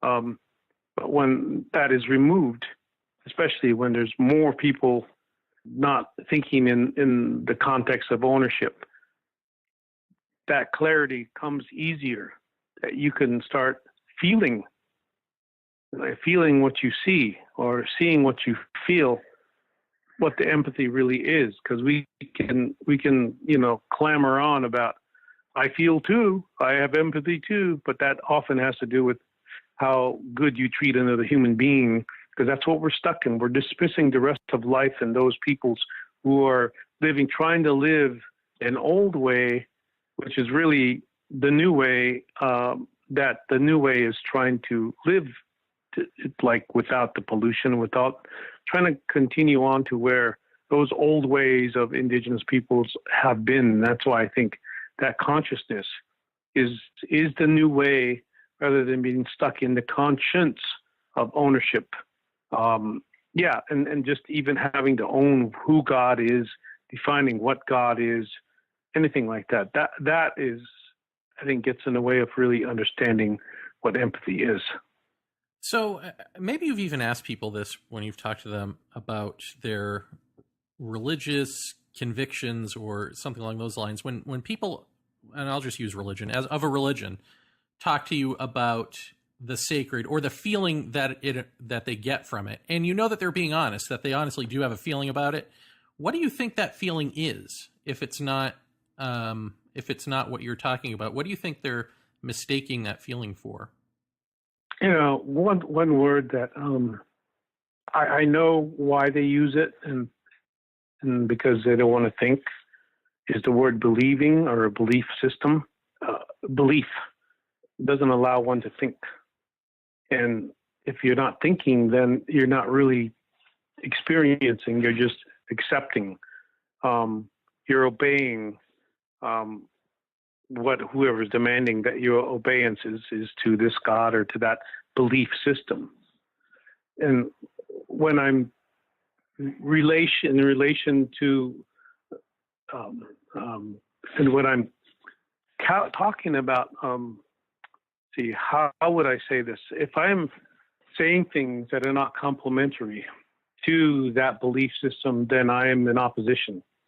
I am a hypocrite. I am all these things because I can't live like a Lakota, so therefore I'm a hypocrite. I am guilty of it, and so why are you trying to live like a Lakota? Why not just give it up and, fit it in our box, because our box is much bigger, because you can't go back to the reservation. So, we own the land, so therefore you have to think like us. And all the time, I know that that's not the way it's going to end up. My ancestors are not in a graveyard. We could say physically they are, but they're not in that graveyard of our minds. We're not owning a graveyard, because our ancestors are all still alive, and we're not extending it into or moving it into the belief system that they are ghosts, that they are, evil, and because they're dead, we don't have to deal with them anymore. And I think that's part of why we're always clouded. Our judgment is clouded when we can't understand how those ancestors return to us within the life support system called Earth. It makes sense to us, but I will never be able to explain anything in English unless I just give up Lakota, give up being trying to be who I am as an original being, rather than trying to be the American, the citizen, the modern, educated, and analytical, doubting, whatever that is, alien who wants to go someplace else rather than here. So I think there's a big difference in how far even a native can stretch their mind, because if they grew up in modern society and with those same thoughts, yeah, they'll just go along with it, and they have learned without even understanding that they are actually dismissing themselves because they have all the education of the West. Therefore, you have to go get the resources of the West so that you can make life better for your people. In the sense that, those Indians out there in Brazil, they're great fires going on, and geez, if they just didn't fight us, then they'd be okay. They could have new cars, new everything like that, and have education. They wouldn't have to have their life span wouldn't be so short and all that. But it's been proven now that because of the incursions of the West, that their lifespan has now become shorter because of the fear that's been introduced, and they are working with the fragility, working out of that fragility that there's nothing going to be left for them anymore. So, they would rather die than just give in to the monstrosity that's called domination and the Western man with their religion and science and government coming in and being spiritual carpetbaggers amongst those native peoples who don't have land to go back to anymore to draw sustenance from. We're going to throw all these missionaries at them now and say, well, see, now you're with us. Because what it is actually is trying to remove us from our consciousness with the earth to put us into the conscience of guilt, sin, and blame, and to deal with what civilization isn't to the earth. They want us to be one of the dominant species of the earth so that there's nothing left, so that we can explain ourselves in the shiny way to get off of this earth, that there's other worlds possible, because this one is not anymore. Just something like that. Maybe that's the place to leave it. Although I am tempted to ask you one more question, as always. Yeah. Which is, when we talk about all beings living in their ceremony or living in their story, do you think that there is a larger story of quote unquote humanity for the Earth? Does this which we're playing out, I guess it's the same question I had before in a way. It's like, was this a misstep? Did the record scratch and we went wrong somewhere? Or is this part of a larger story that, somehow circles back around to us getting healthy again with ourselves and becoming whole? Or no? Of course, that's not a fair thing for you, because if you never left that, if you never had that problem, and this story isn't for you, except you're in it. Yeah. Yeah, I'm in it. And, someone, try to make me feel guilty about, oh, you drive a car too. You're polluting us. You're polluting the earth too. It's like, oh yeah. So, I'm not going to recognize who forced me to live this way. And they said, well, you forced. You step out of this. You can go back to the woods if you want to. I said, okay, if I do that, then I'll just have to await the final conclusion that you're going to take away the land that I'm living in anyways. And that's what reservations are about, because that's what's happening. They're trying to incursion into our reservations now, still trying to get some stuff from us because we have valuable land underneath it that they didn't want in the first place. So this doesn't stop. It doesn't really, it's about, okay, I'm in this world now, and my job is to be who I am, which is the opposite. And every time I mention that I am who I am, it becomes opposite anyway, because they don't want me to be who I am as a Lakota. They want me to be what? An activist. They want me to be an intellectual. They want me to be all these other things that they want me to be. So when I'm not saying the things that they want me to say, I'm diminished. I'm put out. And we'll go with this Indian this native man or this native person who's saying the things that we want them to hear. So it's all about this control, and then that one man who doesn't say the things that we are supposed to say is ostracized. They are put into the angry mode where they're put someplace that's not workable anymore. So when it comes back to myself looking at the whole of humanity in this way, again, it's that anthropological theology and philosophy that gets into the mix of things. And I really do want the humans, now this is a desire, I want humans to understand that, again, I'll repeat it, that we can't be doing the best, because if this is all there is, that the best the West can come up with, then wow. Is that it? Is that the best you can come up with? Well, I'd rather choose to be who I am than to deal with being the best, because who I am is always done, and always experienced, and always come from what's required to do for all nature to live within and be, rather than trying to extract and become something better than that source of life I am.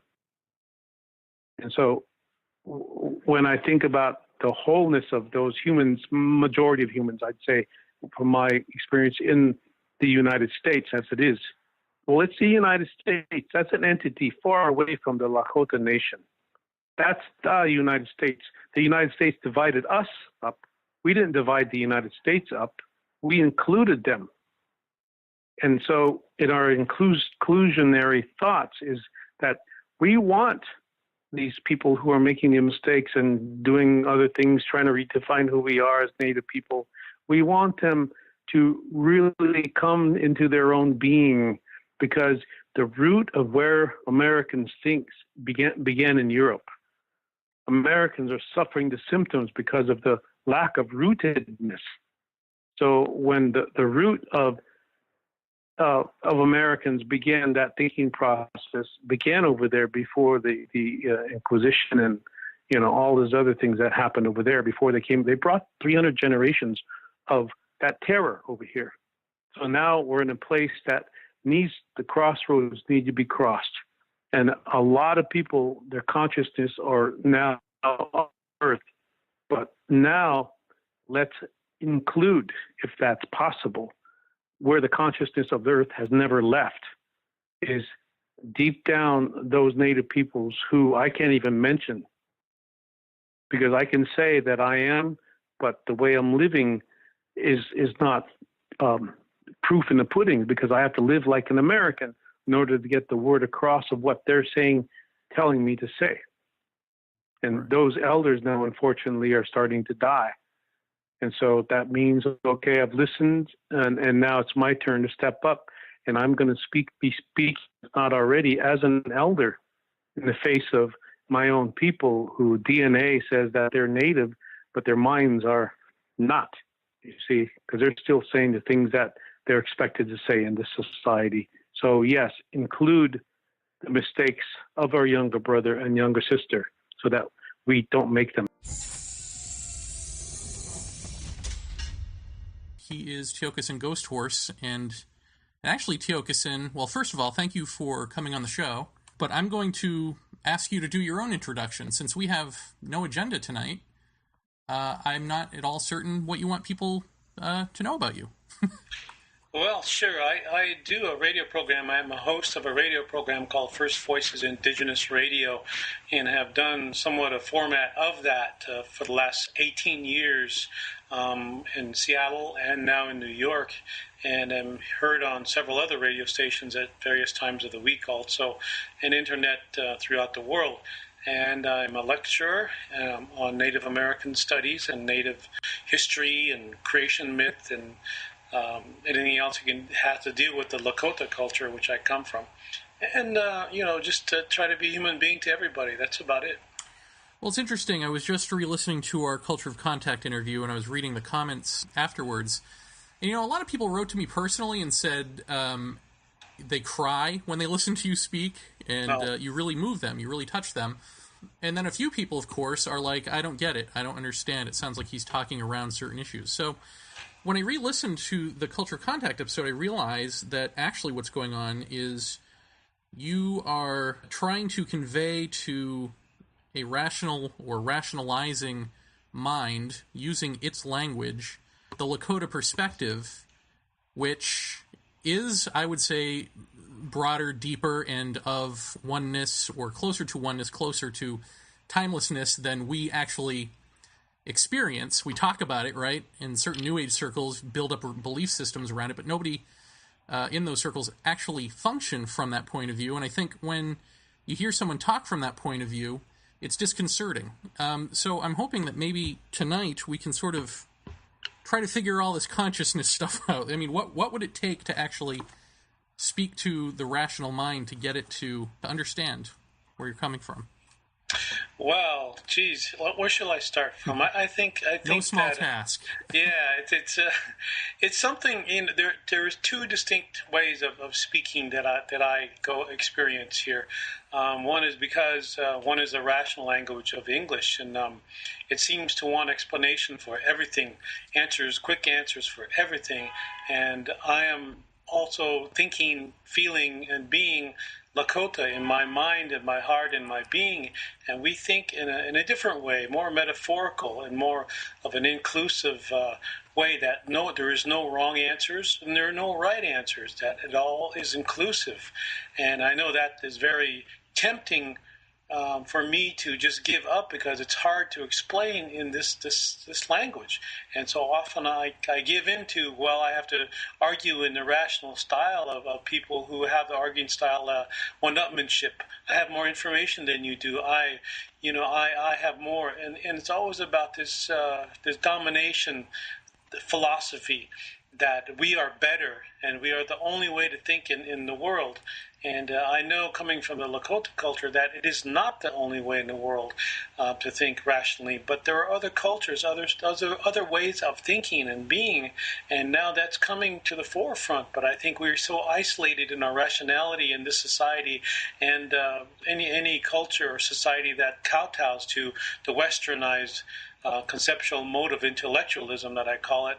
And we want to believe that we can transcend anything that is supposedly primitive, like native people's history, past, or anything, and make up our own, and everything is new constantly. So it gives us the idea that things are changing, and therefore we're evolving. Therefore, we as Americans we know what we're doing. And when we stand back and have always been looking on the outside at a society that tends to really defecate on its own source of life called mother, then we know that there's a different way of thinking and being. So. And I do know, because I'm speaking in English, that my rational mind will think, well, he's speaking of an ideology that seems to be better, and that it's not all hunky-dory, and it's always opening up to it, looking for judgments of other peoples who really do think, live differently, and live differently, and that's proven now, even by its own science of rationalization. Well, I think one of the things that you got to in our previous interview that I think was hard for people to get, and I think they just sort of washed over it a lot of times, but you came back to it over and over again, which is that even in terms of the invaders versus the so-called Indian, that was all, that in the sort of now moment, in truth, that's just what is. So there is no anybody wins. There was no war that the Indians lost and the white guys won, or any of that sort of thing. That whole mindset of like winning and losing is just, it's wrong. It's like, it all just is. It's sort of this isness thing that we sort of approach as a philosophy, but it seems that you guys live. So how do we get to that? Is there a way to break through the rational boundaries, or do you even think that what I just said is true?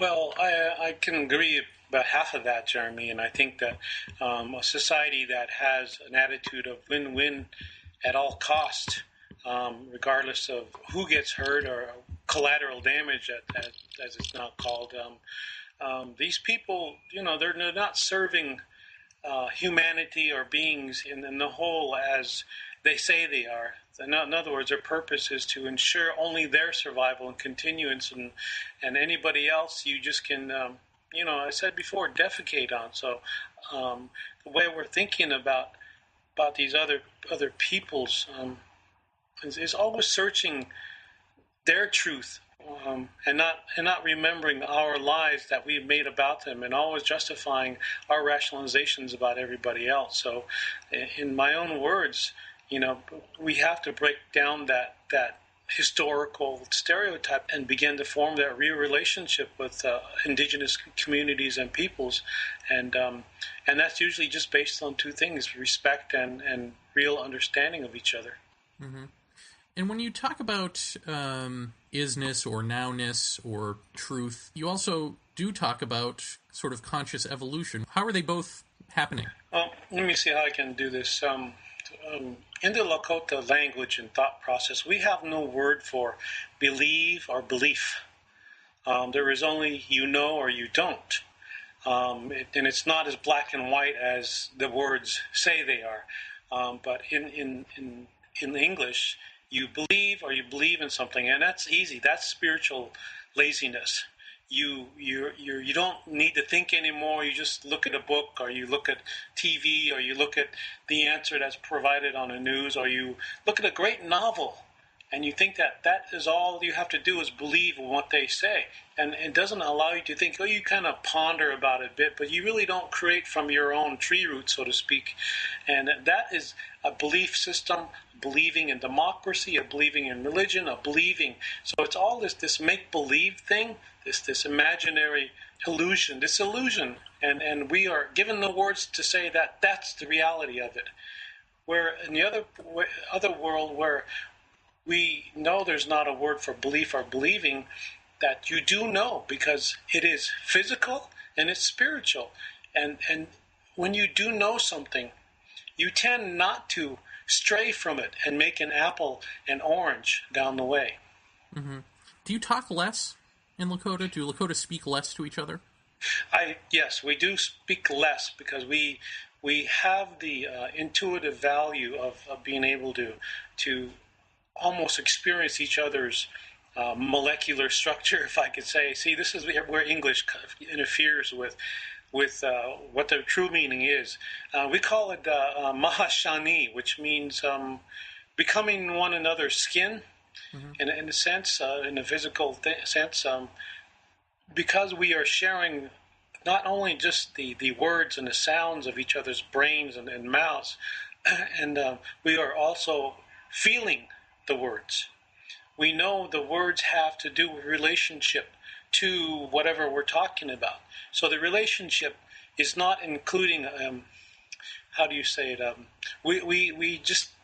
It's hard to speak in a third person. In other words, we have to be present. If we are going to talk about somebody else, that's something that we really can't do because that's being dishonest. And we can only be in the presence of someone in order to speak with someone. But in the society that, kind of like divides everybody up into different personalities and stuff, we talk to the third person all the time, and it makes it easier to make up rather than going right to the source, the horse's mouth, so to speak.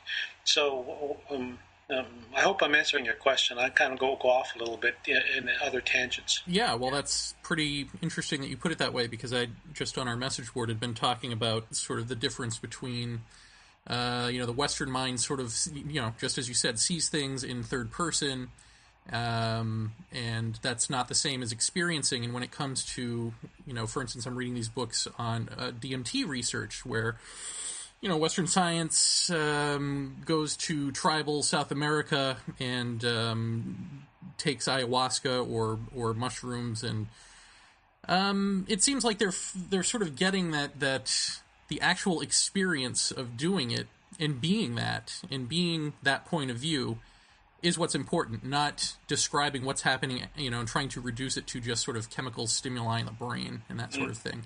So I feel like there is a movement to sort of get to that place, but we're still not completely there. And I'm just, we're still trying to connect all of this stuff with whatever these other beings are that we call aliens, which I don't think are aliens, but we call them that. And I'm always struck by your statement that Lakota are not abducted by them, and I just wonder if that's not because you have a completely other point of view by which you see life, and that point of view is all-inclusive, and so therefore there's no reason to be afraid. Why would someone be afraid of something that's so familiar? If you go into the ceremonies, if you are talking about them, if they're in your songs, they're in your everyday speech about your creation story, your origin story, and even some of the language that we speak, we say comes from them, the star nations, and that they are here and they appear to us. There are different forms of energy. And I still don't get why people feel like they're being abducted. Is there something like terribly missing, that they have to be taken away like some kind of freak and then probed and poked and, and like being tested upon. I don't get it. But when it comes to Native people, like I've said before, I haven't heard of one, and I talked to the elders back home, and, through my years, and it's like, we don't get abducted. In fact, we just, my brother saw broad daylight in a group of my family out having a picnic. They saw this thing in broad daylight, and they watched it for a good 10 minutes, and they were talking. Of course, the young ones were asking sensationalist questions because they're growing up in now a culture that's filled with TV and and those illusions, is that they can't accept these things that are real. So if a culture, a society is saying that they're being abducted, doesn't it seem like to me I don't get it. It just doesn't fit. It doesn't fit my logic or our logic as Lakota, because they're here with us every day.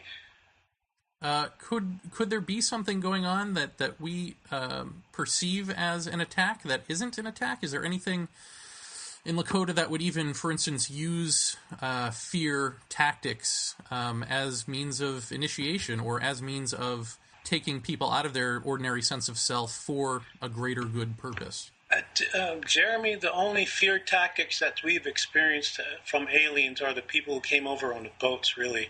And when it comes to fear tactics, why would an intelligent life source or beings use fear tactics when they're supposedly evolved, and what we would say spiritually evolved into a being that doesn't have to use fear and worry or want or any of those imaginary emotions that people make up to control other people for lack of.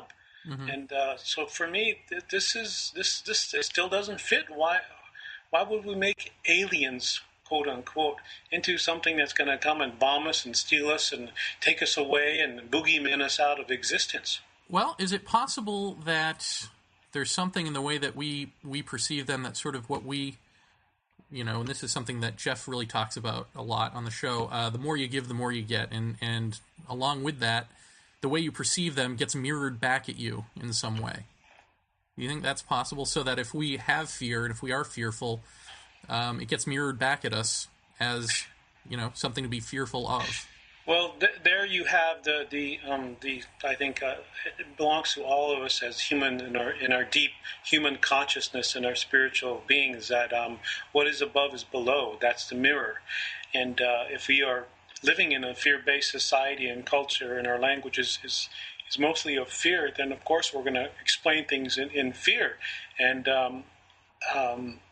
just for reality's sake, is when I speak in front of people and I'm in my traditional regalia, I have a mirror that I wear.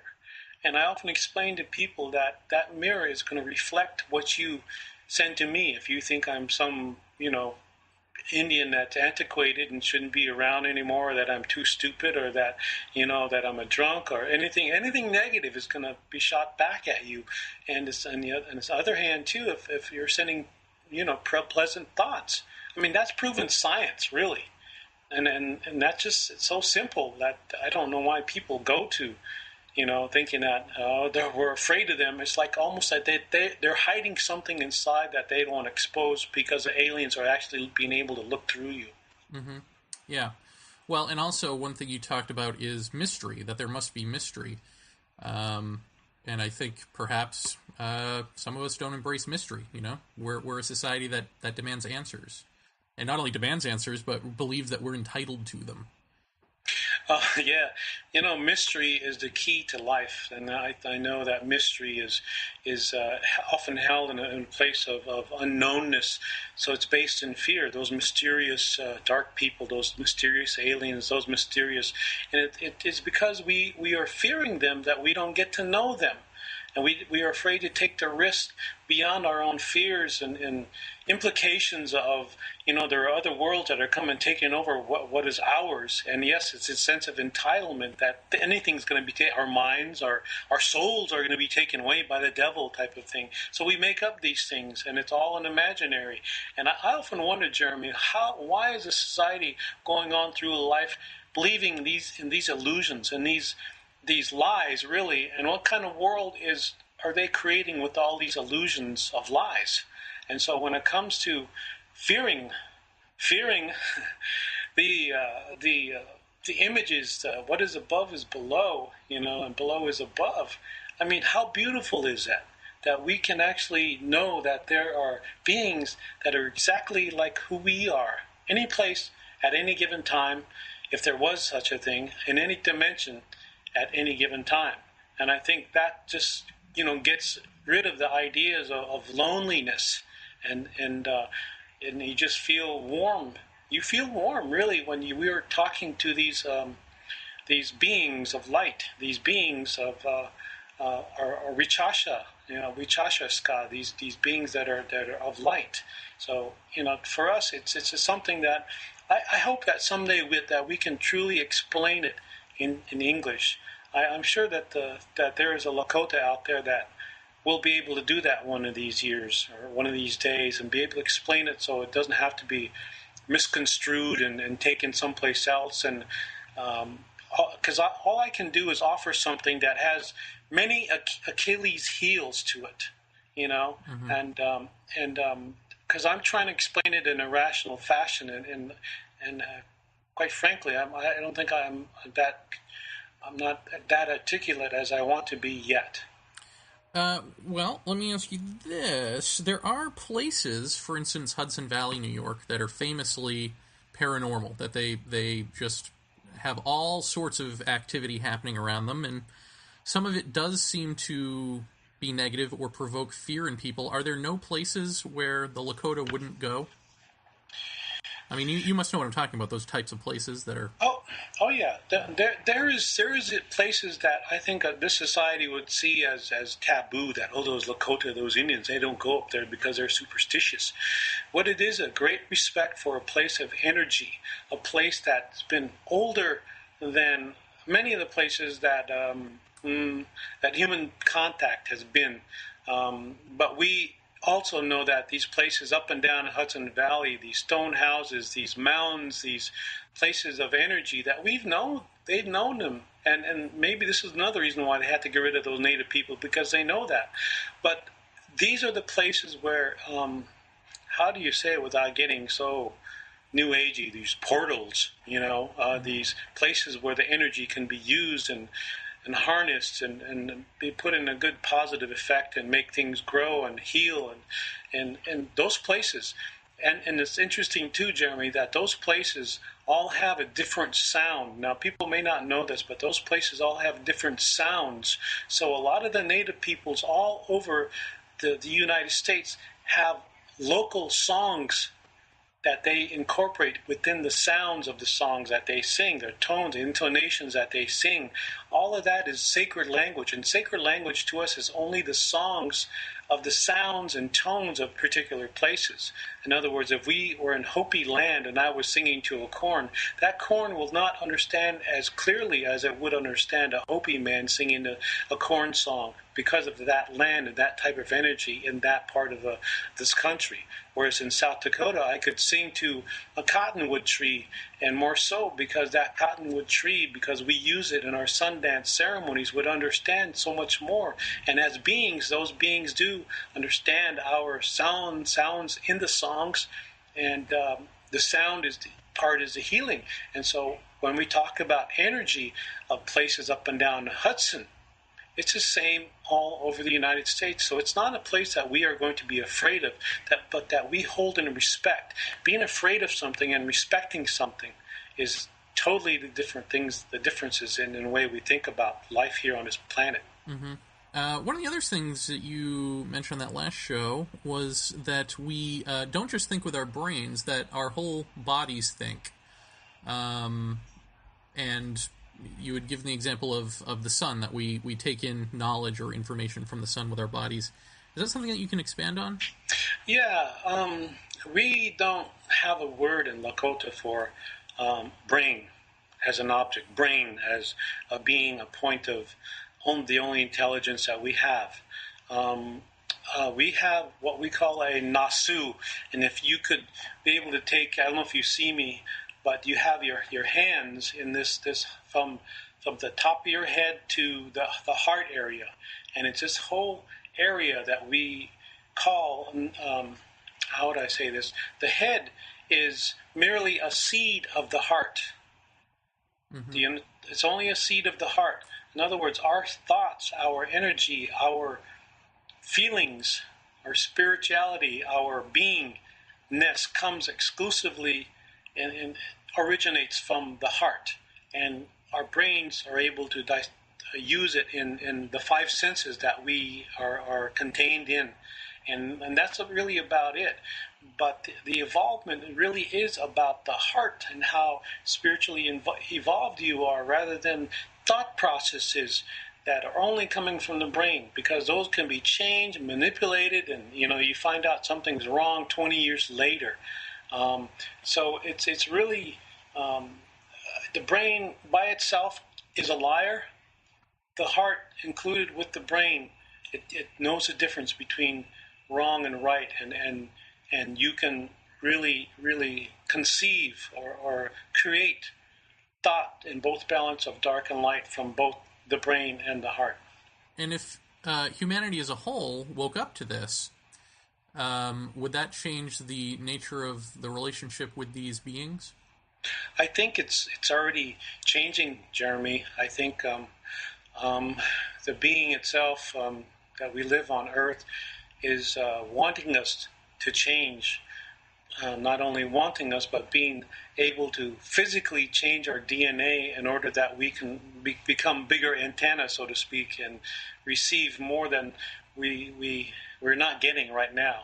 And the only thing that we are stopping is by continually believing in our own godliness and continue believing that only humans have answers. And within that, there is an elite faction of whoever thinks that rational thinking and the Western mentality is the only way to think. And that is the biggest problem. It's like I'm a political activist, and the biggest obstacle that I have is not the right-wing thinkers, it's the left. It's a neoliberal left. It's the left people who say things like, my peace is better than your peace, P-E-A-C-E. And yet they're coming from within the same system, and they're still killing Earth, only in a prettier way. Jeff, would you like to jump in? Yeah. Well, this is the part of the interview where we realize that Jeremy asks the really deep, insightful questions, and I ask ones that are less so. Because Tiokasin, I got to say that Jeremy is as probably, well, he's been to hear you speak a couple of times, and he had you at his conference and all that. And this is my first meeting with you, so I'm curious. In a couple of things you say earlier on, kind of remind me of some of the things that I hear Terrence McKenna talk about the Amazonian tribesmen in South America and the way that they look at these beings that us white guys are so fearful of all the time. And I'm curious, just in that notion of thought, do the Lakota have a medicine man or a shaman that enters some altered state of consciousness that receives visions of sorts, or is it a different methodology for the Lakota as opposed to the Sioux or so on and so forth, or even the tribesmen of the Amazon for that matter? Do they still work it that way, or is it done some other way? Well, the easy answer is not there, Jeff. And for me to say that it's only exclusively you're in connection only because you're a medicine man or spiritual leader is leaving the rest of the people out. Mm-hmm. And what we say that all of us can tap into this is if that we there's certain protocol that we have, and I think it's a way that you're taught a philosophy, because you can have native people growing up in a city, and they will probably never ever be able to tap into that because of the way they were conditioned to think. And so, and I say that the answer is in this case is within us all, because somewhere in back in our history as DNA people, we were able to live with Earth, which is the primary connection. Now, if you think of Earth, Mother Earth, as this giant satellite dish and able to pick up all these messages, all from other beings, other planets, and those little beings on those planets, wouldn't we really think about Earth as being our connection, our telephone to other places? Mm-hmm. Right. And, I'm and also. Yeah, go ahead. Go ahead. No, please. No, and in the same instance, we're kind of wrecking our satellite. We're kind of our satellite dish. We're kind of our radar. We're kind of messing up our phone connection because of how we're treating Earth. And it's very simple. We have to learn how to live with Earth. And at one time in all of our histories, or people's histories, we were able to do that. And so what we're doing now is messing it up and not even seeing where we're standing. We're looking out to other planets and trying to figure out how in the hell are we going to connect these. And these other aliens, so-called aliens, are coming down wherever they are and telling us that, hey, you're messing up here, but you're not really getting the picture. Were the connections that you all have with these beings, were they always part of your culture, or is there a genesis starting point to that? It's almost like you cannot exclude yourself from being part of who they are, because our creation stories, regardless of the ones that are being put into, ethnographic, encyclopedias or whatever about Native people, especially the Lakota, the patriarchy that is involved in defining who we are as Lakota now has often come to a Christian theory, really, and now it's down to where we are talking about while they came from Bering Strait in Mongolia. But when it comes to the creation thought process of who we are, and you sit there and you listen to people who were born in the 1800s, my grandfathers and his grandfather and his friends who were in their 80s and 70s. We're talking in 1960s. They were 20, 30 years old before the turn of 1900, and they were talking about the stars. They're talking about the relationship of coming from the 8-pointed star, which is Pleiades, and how we were able to come here and the actual route we took.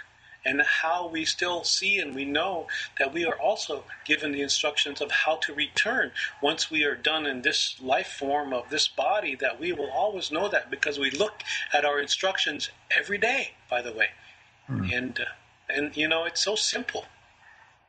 I mean, the more that I hear, the more it seems like, I don't know I'm certainly not going to be able to define it in a single sentence, but it sounds to me like being raised all your life and your entire culture being very familiar with these peoples from other places, the stuff that may be walking between atoms right now between you and me, that just being raised around that is largely part of how it's been acclimated into your culture versus, me as a Caucasian suburbanite.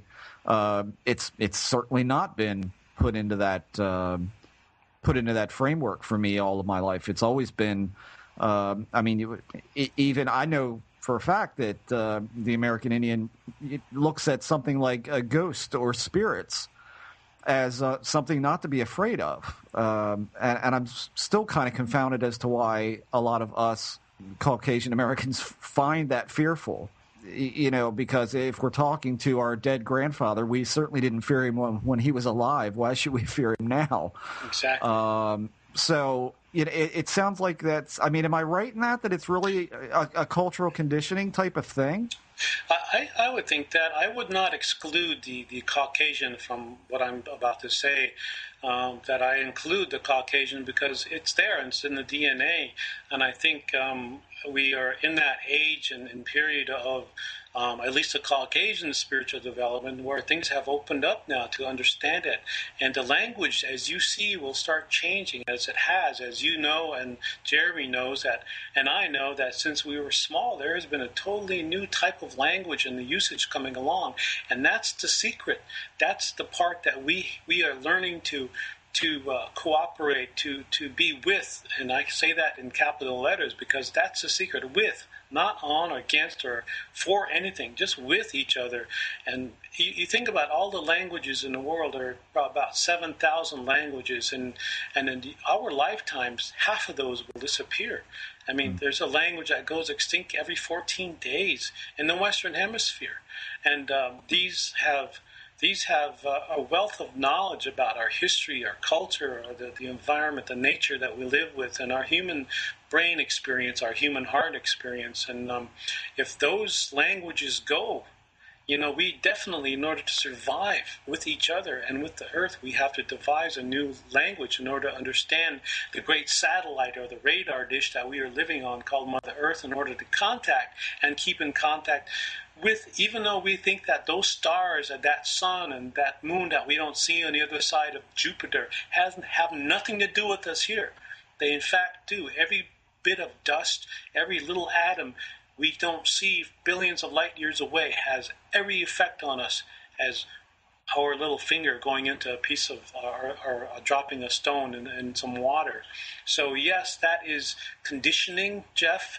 I think that, we can untrain ourselves by not accepting what we were taught and forced and given grades by and rationalized into, that it's the only way to think about life, because that language really doesn't include in life. It does not include life. Yeah, well, I think a lot of people are figuring that out now. We're, as you know, as a Native American, us Caucasian people are rather late bloomers when it comes to this kind of stuff. Or many of us are. And going back to what you were saying about how the planet is so disrespected by man these days, and I could add to that. I would say in the past 3 or 4 days, if not a week, that something that's really hit me kind of hard has been not only the disrespect that we show to this planet, but the disrespect that we show to other human beings. And the notion that I'm curious as to your perspective on how do you look at a world that that by and large is not populated by Native American peoples. How do you look at a world that sees it's okay to pay a professional ball player $6.8 million while we have children who can't eat because there's no money, because there's no food, or what have you? How do you? I guess what I'm asking is, from the Native American perspective, where did this all go so wrong? Yeah, well, I think it's gone wrong in every culture sometime or other, because we have stories about how it did go wrong in ours, in our fourth world, so to speak. And I know about a year or so ago, the elders in Hopi, the elders in Lakota, the elders out in South America have said that that we are now in our fifth world, and things are starting to come into balance. And if you're sitting in a place of balance with any culture, with anybody, and you see someone, a Yankee, earning $13 million a year, and and you're watching that through a store window, and you're watching a homeless person outside of that store window, there is an illogic thing happening. There's something that does not quite right. But it's in the denial of seeing both sides of that story. It's in the denial that the language that we have accepted and forced upon others to say, well, this is the haves and have-nots, and that's just the way it is. That's not reality. Reality is how you pick up that person, individually. I mean, I can't say that I am able to do that, really, because there's so many and so much illogical things happening here in the city that a person could go crazy, and either they do that, they become numb to it. But I think if a person is learning how to appreciate a place that's showing these far different, out of balance perspectives, I think an individual can appreciate that he or she has a responsibility to do something about that, at least, and somehow maintain a spiritual saneness, rather than running to the drugs or whatever you need to do to think that you are going to be in balance. In fact, that's the least that thing I would recommend is running out there to alter your mood, alter your body or whatever in order to, to deny yourself, the feeling that you're getting, yet you put it in an emotional, secular fashion of the emotions where it can be controlled by what you see on TV, and you forget about the homeless, and if you throw a tax dollar or two at that way, they'll take care of the problem for you. And that's the same thing as believing, because they surely don't have the answers, because that system, that's the very same system, has dropped bombs, atom bombs on other peoples, and we're still explaining it like we are the best. Yeah, it's absurd when you think about it. And I mean, I have to wonder, and I would only assume this by what you said tonight, that the Lakota people probably in their own community, in their own, within the tribal bounds, I would probably assume that, you know what I mean when I say people don't necessarily wear masks like I have to in this world, or like Jeremy has to, or there's a mask that we wear when we're around family, and then there's another one we put on when we go to work, and another one when you put on to go out with your friends, and that kind of thing. It seems like for us, there's always got to be some kind of a front put on to deal with the world, and to, you can't go into work and wish your coworker a happy birthday and give them a hug, because immediately you get sent to HR for, bad conduct. And I got to wonder that, being raised in a Native American culture, I would assume that you're kind of raised up in the sense of to be an open person. I mean, you speak this way. You speak very open with your heart. You speak very open about how you feel. Chips fall where they may. And you have to wonder if a culture like that comes up, if that doesn't open these other areas of perceiving things as not fearful, not harmful, not scary or terrifying, but rather that this is just another part of honest expression by reality itself. If that plays into it at all, if I'm even close to the mark. You are, and I think that what I see you in my pictures in my mind is that growing up in a world where you're removed from technology, you're removed from the inadequacy of appreciation, and that that plant growing in the ground is going to be shared by the person that you're looking at the same plant with. If you know that does not belong to either that person or you, then that it's shared. And what sharing does, in a sense, in that way, that if we connecting with Earth all the time, we know essentially who our mother is, and that may be too much right now, but we essentially know that everything is related to that one plant in the ground that we are all going to share. Whether it's going to be a deer coming along and eating that plant, or a bug, or it's something that's going to come along and be able to share that. You realize that animal who's eating that same plant, well, geez, that's what I eat too. So that deer must be part of me. But when you're removed from the relationship and you're only going about in a concrete jungle seeing the domination of animals called pets, dogs and cats and birds and whatever, fish, whatever. And now we are talking about humans, not being, but just humans. And we only think grandiose things about our race as humans, and that's all we see. So that's all that matters to us. Everything else can be crapped on because we are the elite of all life, and we are at the top of this totem pole, so to speak. And I think it has to do with, in some aspects, that we have educated that wisdom out of ourselves, and that Western compulsory education really has taken its toll.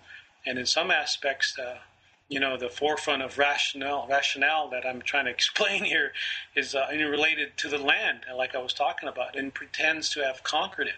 And so we're living in this illusion that we have conquered everything without even looking at ourselves as individuals and our responsibilities. We claim right to everything, and we're entitled to everything because we are the elite of life, because we're the only ones can make music. We're the only ones that can fire a rocket off. We're the only ones that can create an atomic bomb that can destroy life on Earth. We're the only ones.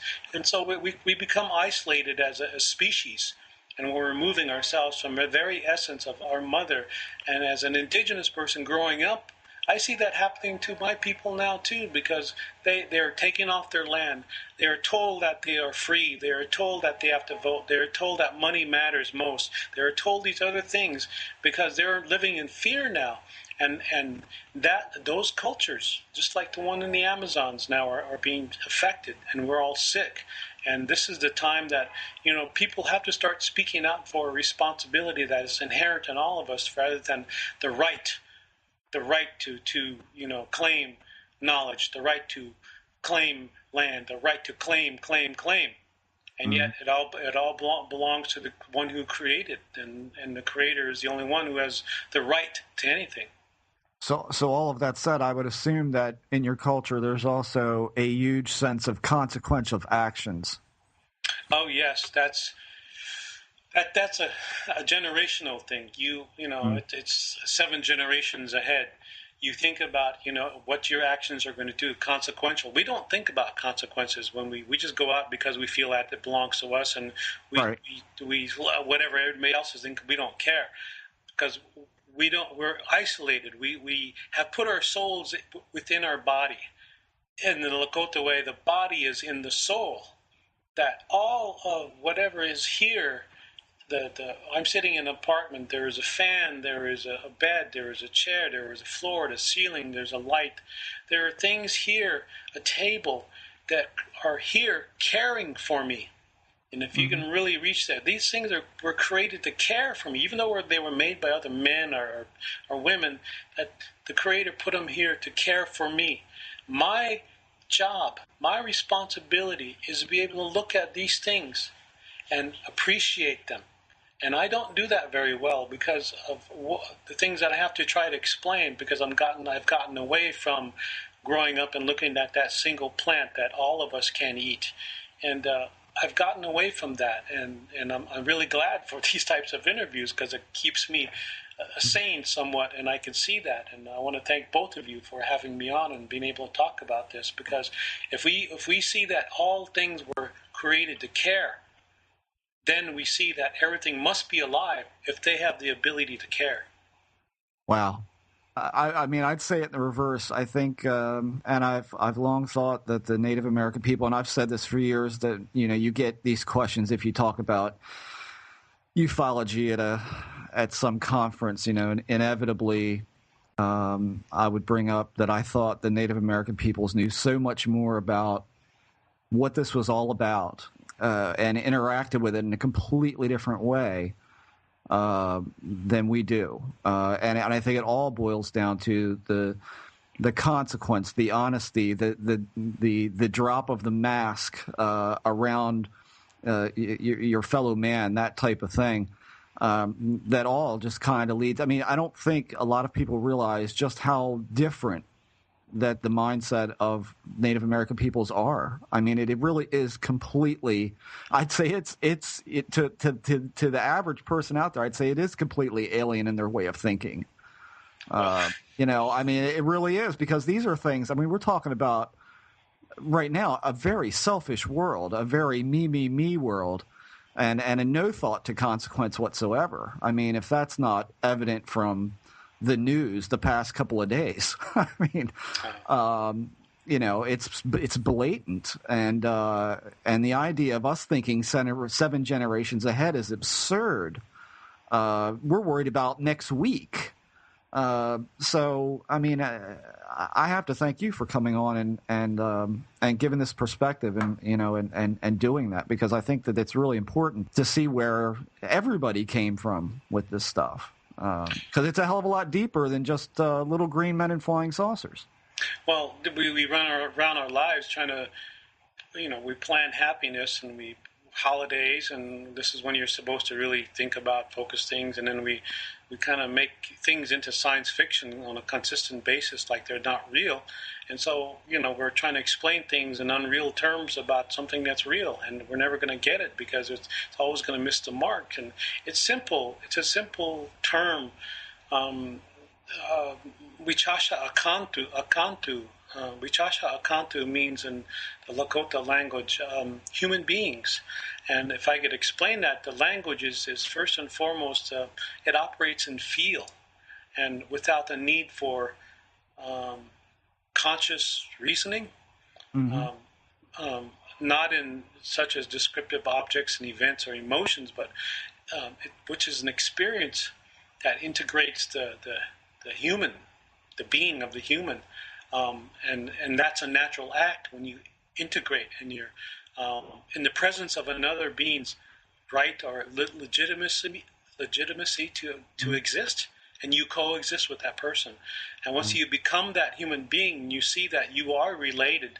And why would you want to kill another human being? Yeah. And you become wise, a wise one, knowing that human being once was an ancestor, and once is and will be a descendant simultaneously at the same time. And when you're being quiet and peaceful and still and listening, and that experience opens up in the Lakota language. And this Jeff mentioned that we don't have to say so many words because it's a different paradigm, the Lakota paradigm. And listening and observing is a way of being present in the imagination of living. And the feelings that we generate are the creation experience that we have.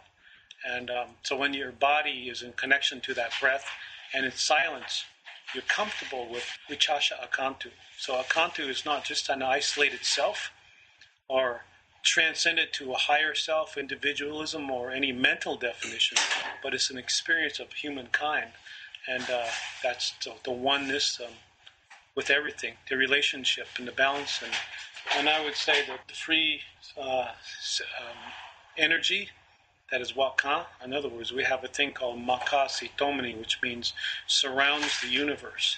And that's how our heart is at how we think.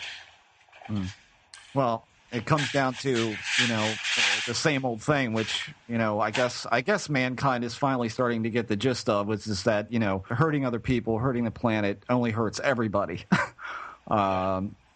which is what it boils down to. Jeremy. Yeah, back to you. You were saying, though, that you see that this is changing now. Is there a reason why it's changing now? What is changing? That we are sort of being able to see things this way, in this sort of more enlightened way. Well, this is one. This radio program is one. And I am not originating this. I got it from somebody else who was older than me. And I am only able to explain it in the words I've been given, the reasoning the spiritual logic that I've been given as a human being. But it's interesting that we have to watch our rational language that denies that spiritual logic. And that's how I'm saying that it's changing. And we have to be careful of our inability to be self-sufficient or autonomous, and if that makes any sense. Away from the I emphasis and me emphasis in order to open up that energy that's always there, that's free. It's more than electricity. It's more than the wind. It's all there. I mean, if you can hang with me, that's what I'm trying to get to it. I think all of this is talking about what I've been trying to get at now for the last few weeks, probably poorly. Which is that when you talk about sort of all things being one thing, all is embedded in, is manifested within consciousness. One of those one of those things is the human brain, which also has the ability to manifest its own sense of self-consciousness, and so it's the brain-based sense of self that sort of has to disappear to be able to have this greater awareness come to the fore. I think that's sort of what we're getting at now.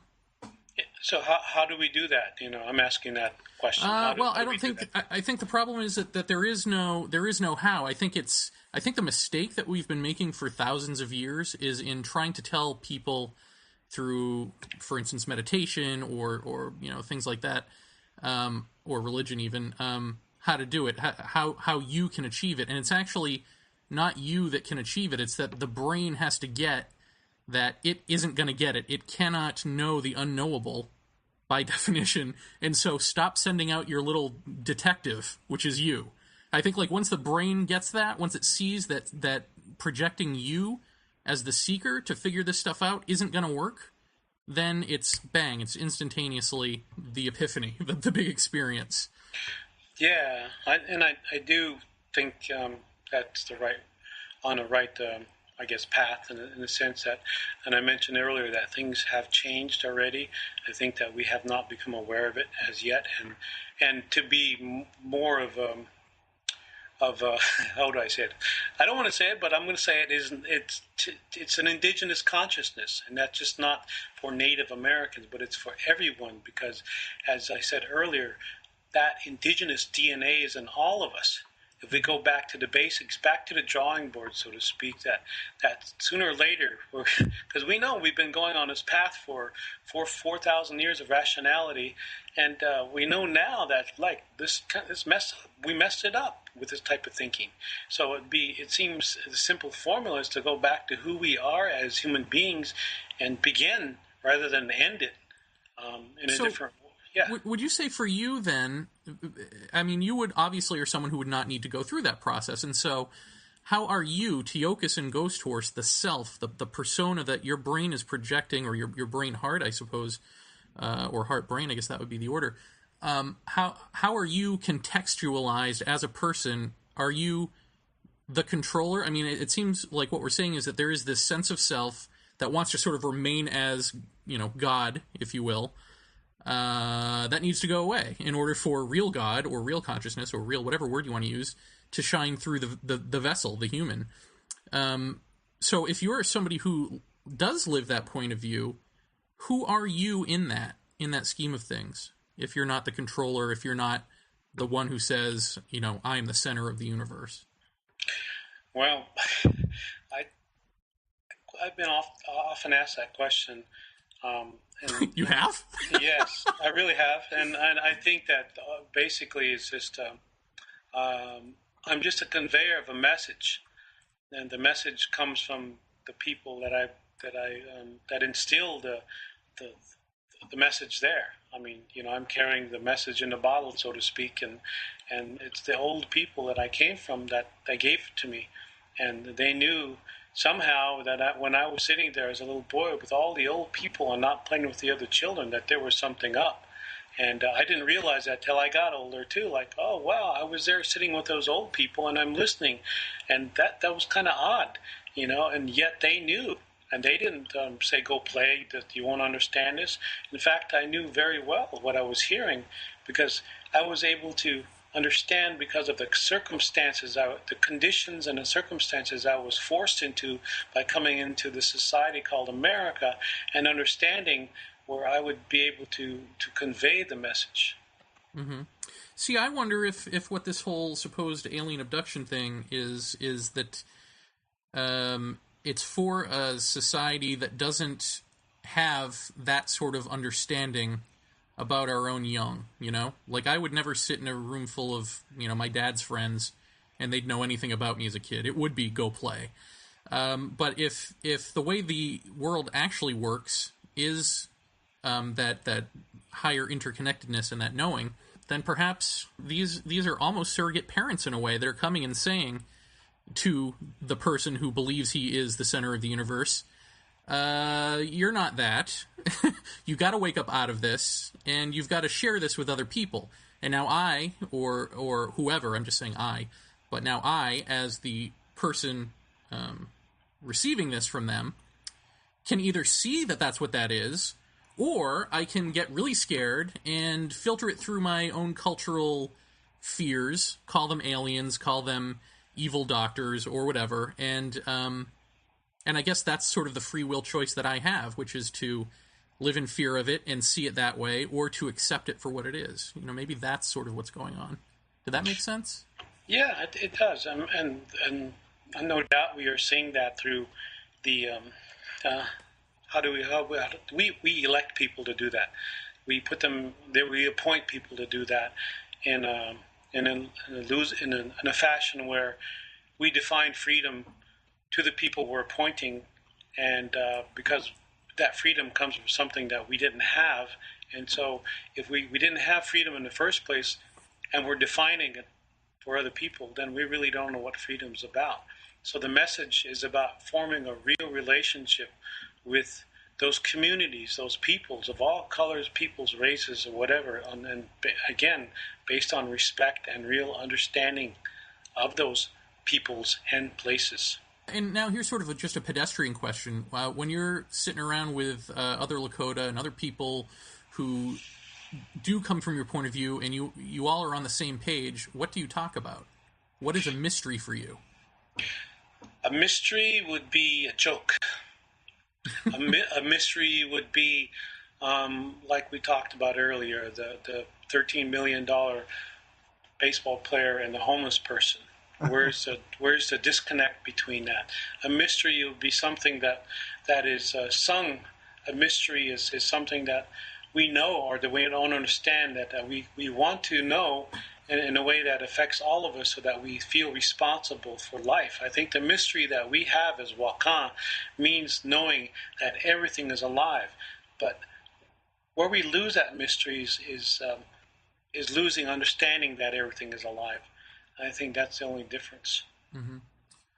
And I guess sort of one more, just environmental question. It seems to always come up as an argument, can humans at this point reverse the damage that we've done to the Earth, or is that a moot point because the Earth has its own natural cycles of change and we're just sort of in the middle of that and blaming ourselves wrongly for it? Where does the Lakota stand on that? We have responsibility, and one is to take care of our mother, and just put it in that simple term.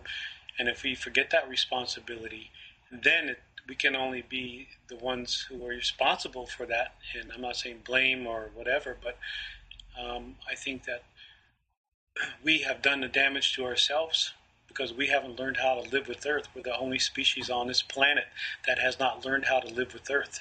So it's a damage to ourselves. And Mother Earth, she can always heal. And that's what she's trying to do to us by explaining it in the languages that are so deep that our brains may not ever understand. But when you start feeling through your heart, you understand what she is saying. I think that's a key to it. And it's one of the keys. It's not the only answer. It's not the only choice. But it's where I'm coming from. And we're not lauding it over other people, saying that's the only way. And I think that's another difference. Yeah, no, you're definitely not. And I really appreciate that. And I really hope that people listening to this are really listening to this and not trying to draw it into their own. I think we have a tendency to try to, take what we like out of something and add it to ourselves. And this isn't about adding something to yourself. It's really just listen. Just shut up and listen. That's sort of been my mantra for the last few years. Anyway, I want to thank you so much for doing this. And is there anything else? Is there anything we didn't cover, or anything that you want the listeners to know? Well, all I know is there's different ways of thinking, and that we should really explore that in a sense of knowing that there things have changed. The paradigm shift has happened, and I don't know how else to put it in a short sentence, but that we need to pay attention, not just to ourselves in the form of I, me, but in relationship with all things on Earth. And if we do that, I think we can really open up and not have to worry so much, really, because if you experience relationship, which I can say right now that I haven't really fully experienced relationship to life, because my life is not over yet, and I'm looking forward to that. And does Ghosthorse, the music group, do you have another album coming out anytime soon?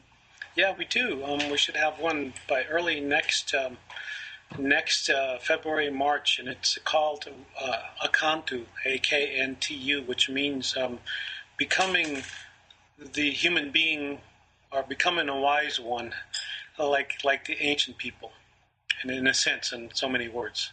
But it becomes once you become a human being, you become a wise one, like the old people, like the ancient ones.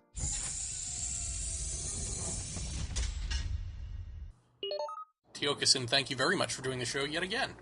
Oh, no problem. I'm glad to be here, Jeremy. Thank you.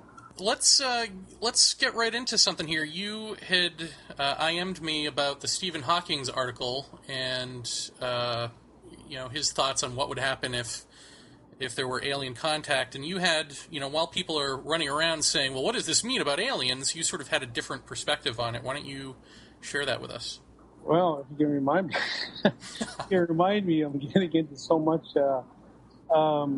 rhetoric, I guess I would call it that, because I'm trying to figure out what I would really think about what Stephen Hawking would say and how, as a native, we would think about these things, and basically telling other people who are not native or not, that there's something else happening. There's another agenda going on here, and I don't think we are really truly paying attention.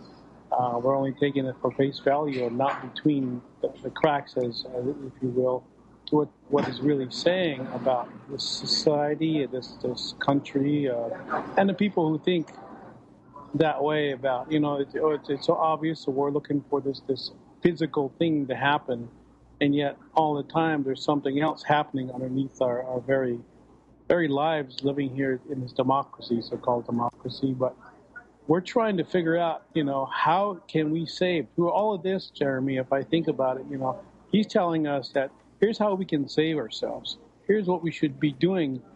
But I think he is in a realm of his experience in a wheelchair, and I don't know his history prior to being in a wheelchair, but he's giving it from what he can sense and what he sees, and obviously he's studied a lot of people in the world from his chair. But when I talk to you about these things, it's almost like I have to really learn how to convey what he's saying. And if I can go back to his original article talking about this is what happened to the Native Americans, so we better be aware. He's telling us that, look, we're thinking about the very same things. We bring that thinking over here, and yet we're approaching the space people basically the same way as if we came over here and it's God's will that we do this and come and kill off thousands, if not millions of people, and then go on and keep excusing ourselves because we need to explore another part of the universe because we're actually killing ourselves, but yet our aggressiveness to go out into the world, the universe as well, and approaching that the same way, the very same way that Europeans or Americans now have come and eliminated the native consciousness from this land, supposedly. But I think the aggressiveness that he's talking about is more an emergency about, look, we have to look at our own hierarchical reasoning and touch that and get into more of a metaphorical thinking about what can we do to basically save ourselves and not the earth, but, because we're the ones committing war against earth. It's against Mother Earth, and I think he is talking generally about the underground and how susceptible anyone can be if we were to be attacked from outer space, or even if it's not going to be under attack, it's more or less a befriended by these people from outer space. But I think it's all in how we as people have a consciousness about being afraid of so many things that those who would come from another world see and feel and know intuitively that consciousness we as humans are, and not really being in touch with our true essence of what beings really are is an inclusivity and not exclusivity.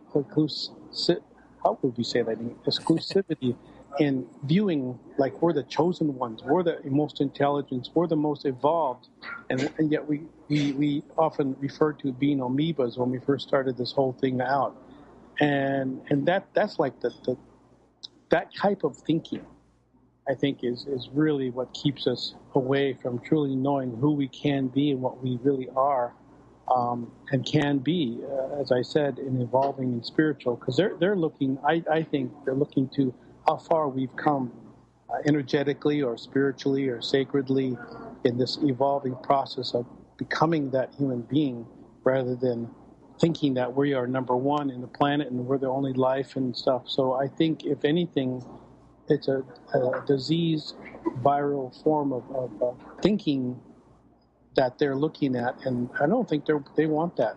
They're not going to get along with that mentality or that energy, and I think somewhere down below we are afraid of being exposed. And as I know, as a Native person, Americans don't know how to deal well with their guilt of what has happened here, and I give kudos to Stephen Hawking, because he actually came out with saying, hey, look, we're approaching space the same way we've destroyed the Native people here in this country. It's interesting, too, because you say, what these intelligence would be looking at and what they wouldn't be looking at, and I just touched on last week's episode that at least since the 1940s, I mean, certainly you can go back as far back as you can go, but let's just keep it simple and say since the 1940s, the so-called modern UFO era, basically what we've been doing is approaching the unknown, which is a hypothetical at this point. And what have we done with it? We've gone from scientific scrutiny and wonderment into, sort of space brothers of the contactee movement, which is, projecting onto this unknown what we wish we were, into evil aliens, projecting onto this unknown what we fear most, which is, again, a reflection of what we are. And then in terms of indigenous culture, I mean, doesn't that also smack of what happened when the Europeans came over here, which is they came as friendly brothers, and then they brought out the guns. So it went from brotherly love to evil, foreigners. So I kind of feel like I look at this and I think we're seeing what would happen if there were contact openly right now. This is sort of the virtual reality model of what would happen. This is what we do with it, from the politics of, wanting disclosure from some, fictitious alien alliance so that, we can do cosmic NAFTA and GATT agreements with gray aliens, to the sort of religious stuff that we build up around them, to the infighting and the warring and the even just the very, I guess, American thing or Western thing of replacing educated thought or even just well thought out thought with whatever my perspective is, me, whatever I think is important. Mm-hmm. I mean, this is what we've we've degraded, we've devolved, and, it's like we're the apes in 2001 touching the obelisk, and instead of evolving into tools, we've devolved into sort of eating our own, warring, and seeing that we're approaching this with, I think, the same mind that came over to American shores. Yeah, I really do think that, and I think I did mention to you that, we have gotten into either three areas of giving ourselves up to, whether we are worthy enough to go to heaven or whether to live in fear of going to hell, and there's no consciousness about the reality of what is now here. And most people say, well, then does that make room for atheists? If you're going to be an atheist, then there's really no heaven or hell, and there's no being here, that there is no God alive or even energy of it. And those are the three things that people who are avoiding what is real go to right there. They have an explanation, there's an answer, and we're not dealing with what is really here, which is the energy of who they are, and how we survived being thrown into those dimensions of I want to go to heaven, but I'm also afraid of hell. And it's simply a wish list, and those who say that they're atheists, don't believe in God or whatever, that's fine. And the dogma, I don't believe in dogma, that's if that's atheist or whatever. I do know that my cynicism, sometimes comes through. And when I talk about consciousness and saying those white people or those Europeans, and see, that's my problem. I have to sort of interpret or translate. And it's almost impossible. I was thinking about what could I say to Jeremy about how I think and what's going on with the native world right today, and how we've been taught to look at others' Achilles' heels first and foremost and bring that to light and say, see, they're wrong too. And I think our problem as Native people is we become colonized in the set that we also think like hierarchy, patriarchal peoples, blaming other people for our problems. And I think that's what we have done as Americans, and that's what we're trying to do to whatever forms or thinking methods we call those aliens. I think our first encounter as Native people were seeing these three ships, strange crafts floating out of the blue, and they were the Nina, Pinta, and Santa Maria, and look what they come to do with us. And we were who we are in our consciousness. We approached them with generosity, and yet this is what they did to us. But I don't think as Americans they've ever had that done to them. There's been no aliens coming out of the sky and treating them wrong. It's all about, we Americans treat everybody wrong and always include other people. And when we come down to understanding them, it's often we try to understand them through our transcendent technology as salvation points that look, those poor Indians, those poor aliens, we have to save the world, we have to save the earth. It's almost like we always remove ourselves before we can get into the altruism of the human species, and yet the civilization is the one that often removes themselves and chooses themselves because of elitist thinking. And, let's blame the Indian for us because he's always criticizing us. Let's blame them because, they don't know enough like we do as Americans. And yet, poor people, they're not going to, look, they still believe in sacredness or magic. And, that's good, but, they're not going to live if they don't get with the system. And I'm probably wandering as usual here, but I don't think if you do hear a song in Lakota, and you can hear the familiarness, the familiarity of the song that resonates through all of us, and the sound of Earth.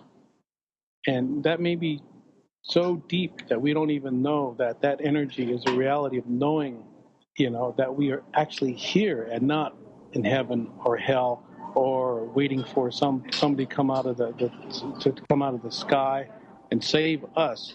And I get more aggressive, as you said, as I would probably put it now, about, look, people, this is an urgency. You're still talking about it.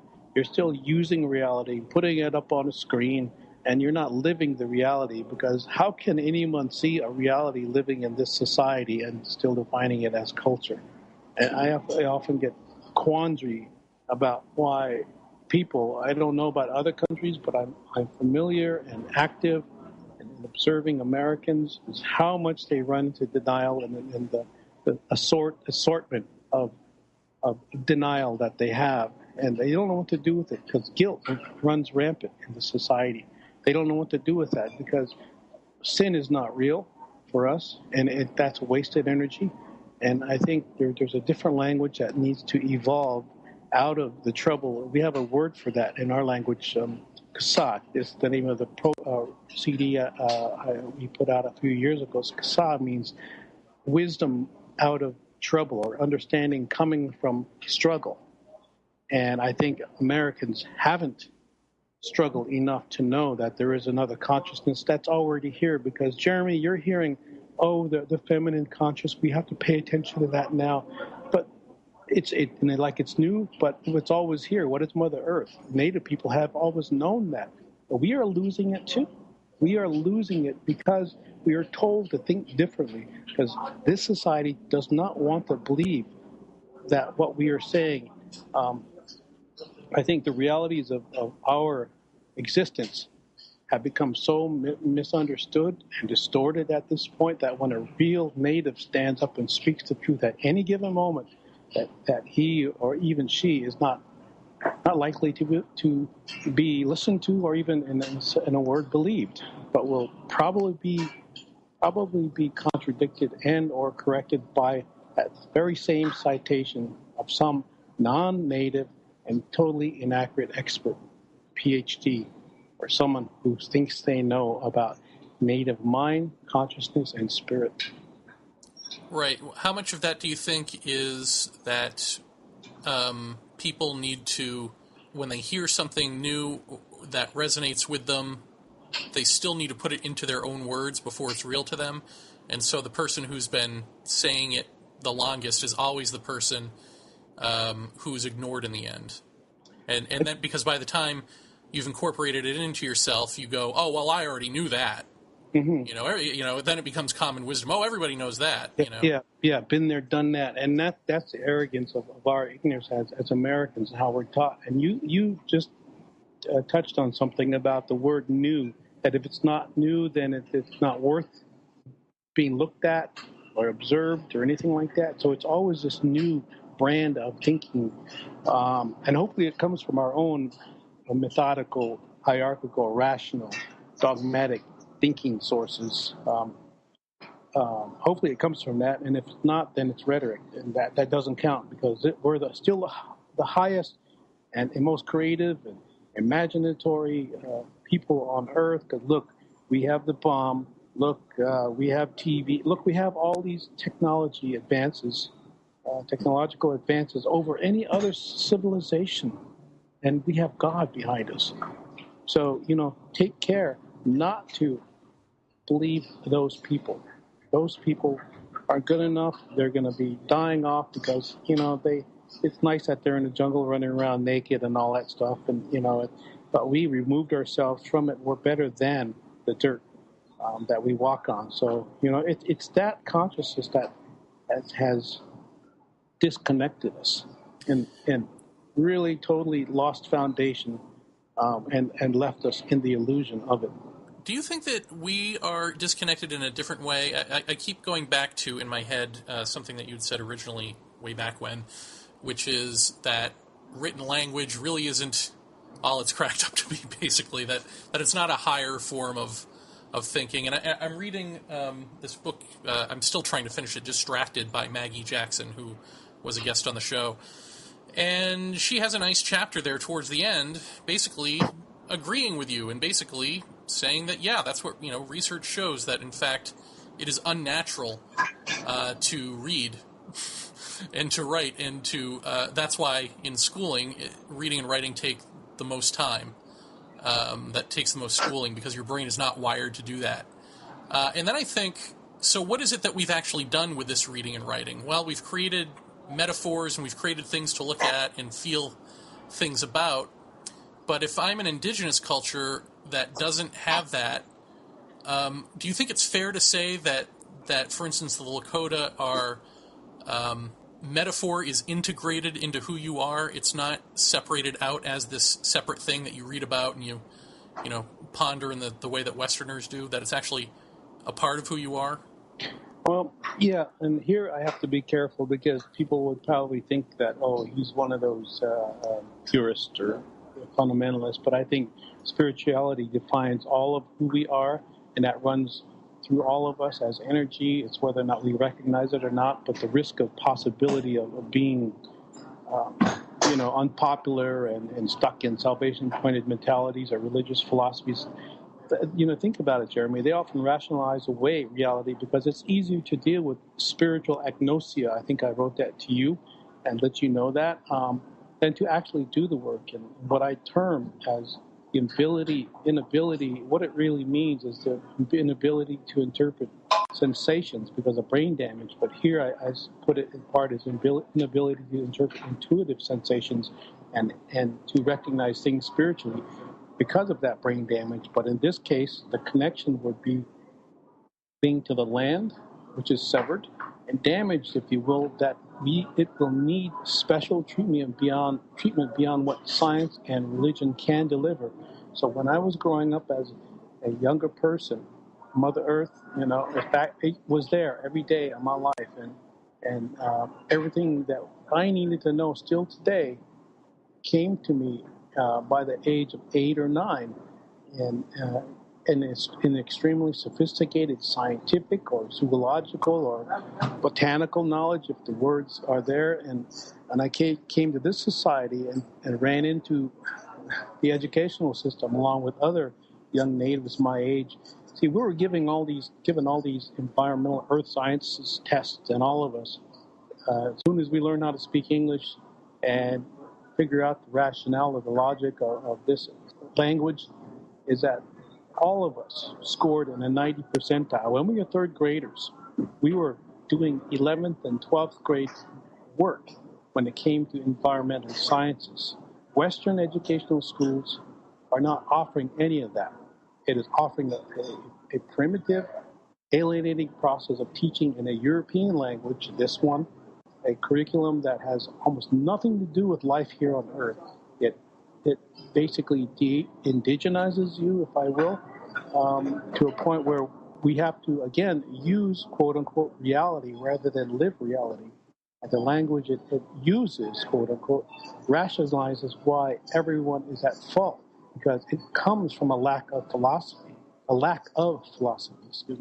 and almost as if it is starving and thirsting for spirituality. So I'm trying to be articulate here, not to go to this place of judgment, but it seems impossible because unless I use religious emergentism, I think that's the word, and physicalism, these are sort of problems when it comes to explaining this consciousness to explain sacredness. Right. I hope you're following me. Yeah, I am. And I think there's a lot of, it's an interesting conversation to have because there's a lot of nuance. People, when they talk about consciousness or the new consciousness or any of that sort of stuff, we think in these giant, grandiose terms, but there are these simple little twists in human beings that that are more interesting, I think. And one of them I was thinking about is the fact that, for instance, Standing Elk his name is now Golden Eagle, right? So there's that name change. Now, I can't, as a white man, I can't understand going through a name change that has deep meaning with what I'm going to be doing or who I am becoming or anything like that. And yet here's people that do that. And how does that inform how you think? How does that inform how I think? Just that one little thing. How does that inform a life? And then if we're sharing the planet together, why is it that one set of mind gets to say, well, this is what reality is, and this is, if aliens come, this is what it's going to be, and this is how we'll handle it. Who's the we that person is talking about? Because we're not all on the same page. Does that make sense? Yeah, it makes sense, and it goes back to where and I hope this makes sense. Western compulsory education, it really taken its toll in some aspects and educated the wisdom out of the indigenous mind and has brought rationale explained in this language or foreign concepts that are unrelated to this land. And it pretends to have conquered. So you got the word pretends. So you experience the experience that I have as a Native person who would live as the voice of Mother Earth, in that sense, as we have always called her Mother Earth and not a planet Earth, has to encounter a different paradigm and always running into the Western reasoning based on denial of that very same indigenous thinking process. And in experience, the indigenous peoples have had to endure this systematic Western institution based on disenfranchisement of our land and cultures and values. And right where I sit now, I can tell you that it doesn't work. And with the loss of those surroundings due to its domination and social Darwinism, if I may, and other theories that basically say you must dominate our environment and never defer to non-hierarchical thought of living with Earth, it always says that the survival of the fittest is the way that we all can make it through here. But if you think about the indigenous mind, the indigenous peoples who have survived what those aliens, Europeans, have brought, that we will always continue to survive because we have become masters at it. So when I think about the disconnection, and you hear in an environmentalist world, the green activists, they work their work is often an exclusionary viewpoint of not considering it important enough to include indigenous nations and peoples. Well, I've always engaged in the political, the environmental, or the economic struggles for our very survival, but in conjunction with Earth. And, when I run into these new green people, it's just a lighter version of capitalism. So this is the type of thinking when it comes to trying to explain our issues to more alert people, more aware people such as yourself. It still has to refer, because of the simple language I'm using, to that very same approach of American exceptionalism, I call it, that we are different. And those people identified as indigenous are the less civilized. And it's nice that they're the defense of nature and therefore the survival of the species. It depends on them, but that's just words. There's no real dialogue as far as physical thinking, especially the way we easily accept our own conceptual mode of intellectuality in this language. But we need to think about that science that we talk about, or about that religion, and those movies, and those films, and videos for that matter, and how we so easily give approval to what and how we see everything through Western eyes. And that has to stop, Jeremy, because otherwise, this is a language of control. This is a language of manipulation. This is a language that keeps you in the box. And I imagine from your point of view, I mean, could you even imagine aliens or anything coming here and preferring to speak to the Western mind over Lakota, just in terms of, or, pick any indigenous people, anyone who's more, I know people don't like the word holistic anymore, but holistic, more whole, because the rational is certainly a component, but it shouldn't be the whole thing. And in us, it's pretty much, in our culture, it's the whole thing. And clearly it's something that you, these are the wrong words to use, but have mastery over. It's something that you understand well and articulate rationally well. But also clearly, there's more going on with you than the average American, let's say. I mean, you've got more of a wholeness to you than our politicians do, let's say.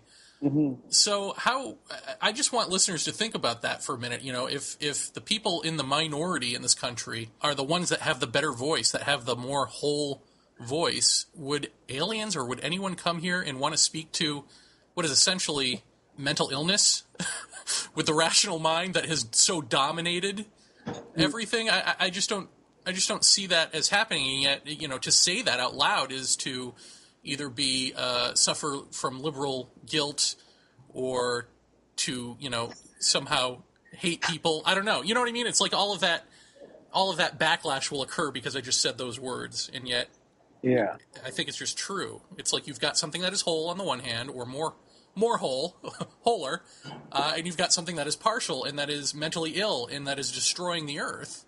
And that's the thing that we are, unfortunately. That's what I'm born into. And I'd say I'm born in it too, because look where I'm living, and it doesn't remove me from the actual processing of domination or things like that. But I'm sent here by, into another world, into Mars, or if you will. I'm sent here to sort of tell the people what my elders are telling me, and I agree that, in a sense that without getting elitist or anything about that, indigenous peoples all over the world have over a period of thousands of years, understanding ourselves to be an integral part of the processes and web of life. Now that sounds like cliche, but understanding our stories and teaching as well through this I would say spiritual discernment that life consists of and is always sustained by certain laws, not ours, not man-made. Not one natural law is man-made. Now think about that. We have made our elders and our philosophers and our so-called spiritual ancestors and leaders all because of man-made laws. But when we think about the native view, that those elders and spiritual ancestors and philosophers constantly remind the people to harmonize themselves ceremonially ceremonial? Anyway, in the ceremonies, and otherwise, these natural laws are the only ones that can recognize those ceremonies, because that's something that's inherent in all of us, that we harmonize in a natural way with each other through music, through closing our eyes and contemplating without having to speak or write. And that's more fulfilling than anything else, than any kind of money or greed or anything can bring, because those are just addictions, and they always have to look for the next high. And as long as we uphold those natural laws, Mother Earth rights and responsibilities, that Native people, such as our hearts, and when we talk, it's funny, Jeremy, because when we talk as Lakota people, we're talking about the hearts of people as indigenous. We're not talking about the minds, because I can give you all the information I want to and try to convince you, but I'm not going to change anything until we look basically at the heart of all of us, and that we need to understand to live according to those laws, that we all should.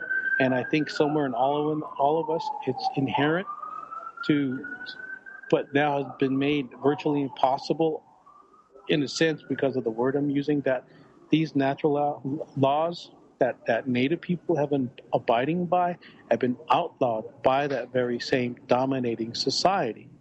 And even today, we don't have access, and we are limited to sacred places and that are in people's backyards and lawns and government buildings and state parks and farms and ranches and national parks, where more than 52 million acres were taken from Native reservations. And this is where indigenous knowledge with Earth would help in reconnecting those people that we're talking about that are not connected. So I think if we truly want to do something about it, because I know we're always looking for answers in this society, then we have to realize that the education we got really educated ourselves into internalizing that what we're doing to other people and what we think about other people are enabling people to live with those contradictions that are so non-human. And it is very consistent. Well, do you think that we can do anything about it, or do you think that takes mind, and that what really needs to happen is just resting? Really, it's a cessation of all of this stuff we're talking about that needs to occur. So how does that occur unless we just stop? That is the thing, that we'd have no control of whether it goes or whether it stops. The human being does not and cannot do that. It's only our responsibility that we can do that. But Mother Earth has complete overall first and last word, without putting her into some god or goddess formula to say whether or not it has to stop. And I think she's doing that. She's doing that right now with the most kindness she can, by saying, okay, I'm going to make a volcano explode over here, and said, look, this is how you do. I don't want you flying airplanes anymore. I don't want you throwing bombs. She's going to do that. And finally, she's going to have enough. And we always say that it's part of our prophecies, that it has to. If we leave it up to Earth, it'll be fine. But if we keep leaving it up to ourselves, we won't be fine. And I think that is there is really literally no answer, because we have always done things backwards. And the way the world flows, I'm speaking about Mother as Earth, it's in the opposite direction of who we are as humans. And once we understand the direction she's trying to tell us to go to, then we become the beings that she wants us to be, without having to put everything in the new thinking process of science rationale and religious rationale. Once we remove those two rationales, I think we'll be fine. I think there's so many people that think they're superior that it's only speaking of their inferiority. And it's almost, you get to a point where it's frustrating in a language, because it just spins. It just keeps spinning, and nothing ever comes out of the language we use. And it's almost like it will never progress, in a sense that it really, well, it does progress in a sense that it only makes things more complicated that were once very simple. And I think in the light of the new challenges, in a sense, posed by the climate crisis or climate intervention that we need to do, she is the one that is going to say, it's time. And if we don't remember then we forget and be forgotten, then there's no answer. We're done. We're done as a species, and I think that type of thinking that we live by, the privileged mind, elite, transcendent set, where we become so heavenly that we're no earthly good anymore. They're gone, and those people won't survive. And I'm sorry to say that, but that's part of our prophecies. Is there going to be a point where you personally stop and you go and be simple? Yes, and I was told that, and that's my total trust. And what I was told, that when it's time, I will know. Not like some sign out of heaven. It just happens inside. If I'm aware, continue to be aware from inside and to the outside without trying to say and put it into my mind where I'm looking for that sign from outer space or something, and it's time to change. It's how I feel inside and how the energy is either negative or positive, and still a language. Oh man, I don't know how to say this, but it's almost like I'm being fragmented all the time by the language. Mm-hmm. The reasoning takes you apart left and right, and it always keeps you in confusion. And it's always non-spiritual. It's always puts you in some linear religious fashion to explain everything, because it tries to tell you that you're independent and that you're an individual and you should be I or me and not we and us as connected. Right. So when I'm listening to those voices, in a sense, it's going to be time, and I'll know it because that's how it started. Mm-hmm. Well, in a way, this is what I was sort of getting at in the beginning when I was saying that you've got an integrated metaphorical system in you that we put into language that's just that the mind puts into mind language, but is actually part of you when you're living from the heart. And I think when we encounter that, we see it as signs in nature or synchronicity, and we get all excited, right? It's like, oh, God is speaking to me in some way, but it's not that. It's just simply knowing how to read life, because you are part of life, and so life talks to life all the time. Mm-hmm. And Jeremy, I say this all in a sense of inclusion about everybody, and it really hurts me to try to be individualistic about this, and I'm afraid sometimes that I'm conveying the wrong message, because I think that most of human existence has been on the path of original instruction. We can say those words really don't mean anything in Lakota, but in English they're taken and removed, and something that's removed is peace and love and abundance, that type of stuff. But when you are awake, you understand to be humble and respectful in that same understanding that we are not discovering anything new, that we are merely getting on the path where we are with and must be in cognizance, awareness of everything that we've been disconnected from. And basically our hearts and our souls, primarily perceiving everything through the mind. And that's just one of things. And the mind is, for our sake, is mindless in a sense, because we have so much at stake in the mind, that it's mind over matter type of thing, and like I before anything else, and we always are separating ourselves to be better, because I'm thinking, well, what hurt them so much to separate themselves all the time? What hurt them? What are they not fessing up to? And in a sense, we become dead slaves, and like zombies, and we got our social security numbers, and we got our bank accounts, and blah blah blah, on and on. And it's not by accident. Right. All peoples have been forced out of the indigenous ways for hundreds or thousands of years, and now most of us are asleep and become part of that authority system or the matrix. And how do we get out of that? There's so many people that have answers in a sense, but not for anybody else. They only have it for themselves. And it comes back to when you really think about self. And it's the irony that we don't know what to do with self. We don't know how to take responsibility for self. We say it all the time. I, me, I. And it's almost like we're always shooting ourselves in the foot with that type of thinking. But I think it's the anger we feel from being separate from Earth and those other peoples who still are trying to live with Earth. We feel angry against them. We don't want to deal with them. We'll deny them. We won't put them on the radio, the TV. Won't put them in our conversation, except to be the very shortest of conversations. And we're brainwashed against those natural and loving indigenous ways that we have in all of us. And I think it's the greatest con game of all time.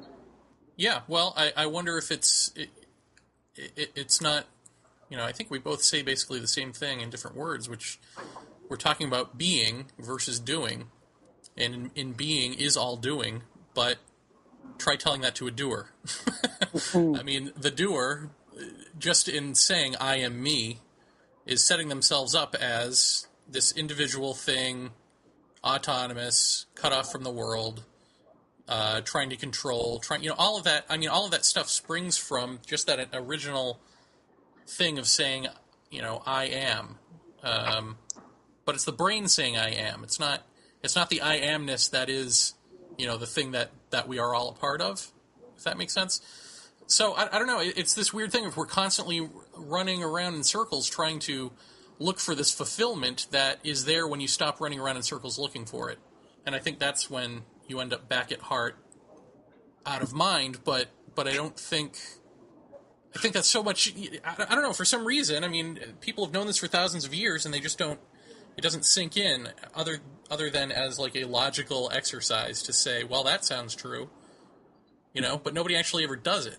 And when I say nobody, of course, I'm not talking about you or the Lakota, because you never had this problem, to begin with, it sounds like. I think that we did have that problem hundreds of thousands of years ago, and that's why we sort of learned our lesson, but now we're losing it again. I think that we have lost the breadth of and silence in what it means to be comfortably Wichasha Akantu. What that means is it's a term that's not isolated self or transcendence to a higher self or individualism or single mental definition. It's rather an experience of humankind and the oneness or integration and balance of it all. And the Lakota people, yes, have suffered an intergenerational trauma from having our languages and oppressed by this government, who the people vote for, by the way. And they vote for its religions and its education system. And the oppression it's also occurred and did great damage to that knowledge of how to respect Mother Earth, or what we call Maka'ina. And now we are here to free that energy and bring a philosophy, I guess, Makasi Tomini, which means surround the universe. To hold the universe and care for it within your arms is the whole words behind that, Makasi Tomini. But we often speak about the experience of spirit, where it's not being a rational process that can be categorically measured or quantified. And that indigenous thinking process is always, as you know, relational and egalitarian, where everything is alive and everything is in energy. We don't even have the concept of time or the concept of death. And that has a lot to do with how I can't explain things, like in domination. There's not even an idea or concept of word that is part of the Lakota or Lakota lifeways. I mean, it is irrelevant to dominate and not important. It is not on the spiritual evolving process of how humans will become a human being. And we know that everything changes shape and form into this different energy. So in a way of quantum physics or relational thinking, everything is energy. Everything is spirit. And to start objectifying anything is, I think, our disconnection. And logically, we're not going to understand that, because rational dogma usually explains these things through hierarchical, patriarchal, or matriarchal godhead, or a religiosity of some kind. What about, you've seen our forums. There's inevitably going to be one or two people who come out and say, well, you're just, you're romanticizing your own people, and that historically, of course, the Lakota had wars before the Europeans got here. There was war, there was territorial issues, and all that sort of stuff. How do you respond to that? All right, that's a good one. I always get that too. It's like, oh, you're guilty too, but look, you have a TV. I think it has to go back again with blaming others rather than accepting what is going on today at this time. Yes, we did. That's why we learned our relearned our language, our earth language and star language. And we have to relearn those things that we lost. It's always there. We just have to, as our elder says, to go back and find it.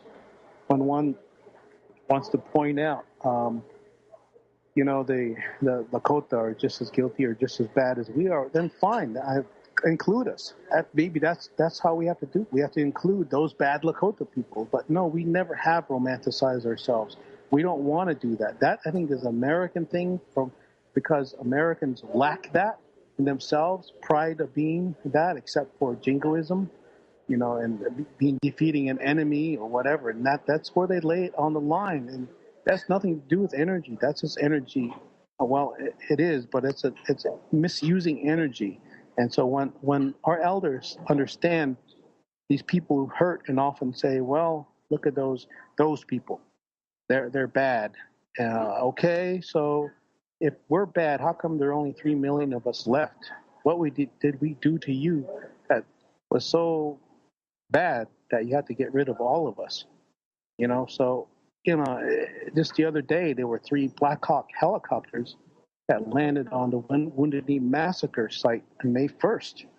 And, knowing what I know is that day is meant on May Day. It's originally a German, if anything, fertile or something, ceremony where the men and women participate and dance around this phallus and intertwine ropes or red and white ropes to create. But in a sense, those who run by numerology and whatnot have to go and land on sacred site. These 3 Black Hawk helicopters, April 30th at 3:30, where Hitler committed suicide, and so he would be remembered as 333. And the other thing, on this 2-day ceremony on May 1st, they celebrate it to keep down the spirits and chaotic spirits of the ancestors, so that they won't live in this. They won't be recognized in this dimension, so to speak, and that those of us living physically would be in control of it. And that's another way of separating ourselves, because Native people always recognize the ancestors, that they're always among us. And when people fear indigenous peoples, knowing that we are always, even of Europe, that's why they initiated this type of ceremony, is to get them away from recognizing their roots. So it goes down to the roots of who we are and origination of who we are. So when you and I round out ceremony together, that's what they don't want. They don't want Native people here to help other people become conscious of what they're really doing. And so if it is an alien race that we're afraid of, that Stephen Hawkins comes forward and saying, then, it's our fear of the real people, or maybe they are the real people. Maybe the real people is within us, but we are so caught up in this five senses of physicality that we can't understand what real certain energies are that are here to help us already. I just hope I'm making sense, Charlie. You are, but now you're getting into a whole other kettle of fish, which is whether there are government or military people who are using numerology to torture you in some way. And I go back to Melissa Reed, our mutual friend, said that when she went out to the Star Nations gathering and, had met Standing Elk and been in his home, that he had gotten a call from, I believe it was CIA people, but it could have been NSA, I'm not sure.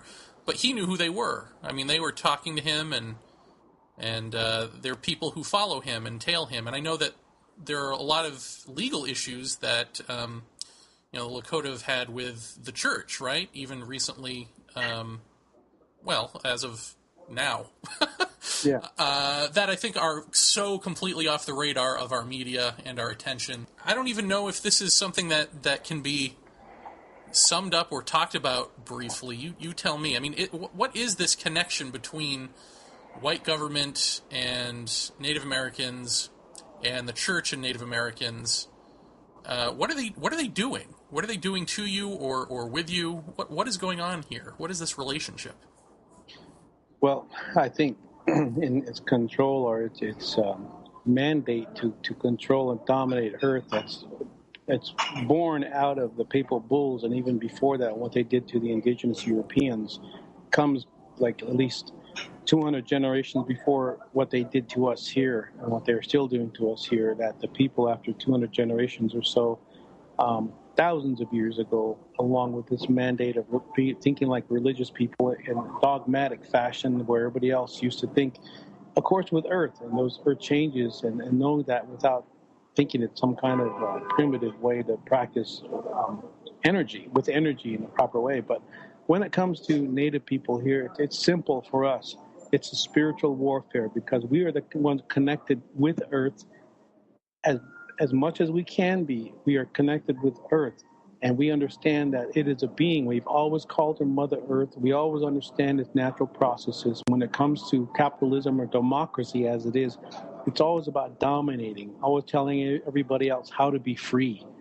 And stupid people have gone along with it. I fight for freedom. I fight for democracy. I vote. And it's a system. It is a system that it's capitalism, just as communism or socialism is meant to take resources and drain Earth of her energy. And that's all it is. Because, and then we'll move on. Just like we come and bomb another country and then we promise to rebuild it. And yet all it's all about is control. Everything is about control.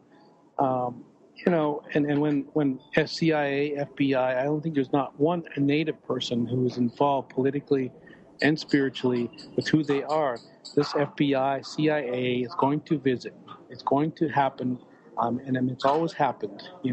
Even if it's hiring somebody else to threaten you. There are Americans who fall into that category and want to pull or kowtow or toe the line for democracy and freedom, when everything to me is the questions about this are all hypothetical. Well, do they know? I mean, is there a group that knows, for instance, about the Star people every bit as much as you do? I mean, why would somebody call up? I think what he had said, what Standing Elk had said happened was, called him up and said, so, what you going to talk about at the first, Star Nations gathering? You're not going to say too much, are you? What are you going to say? And he greeted them by name. Like, he knows that these people are watching him. He knows them by name because they tap his phone and follow him around. What are they snooping about? Do they know something?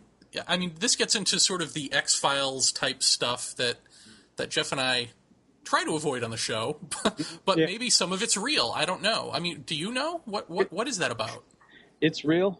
It's happened. If you go back and read other journals or logs or books or anything with Native people, especially from what I know of the Lakota people, it's been happening since the late 1800s. It's been happening, when the Roswell and all America's going crazy nut over that, want to be alien, want to be like, look, we're going to be saved finally.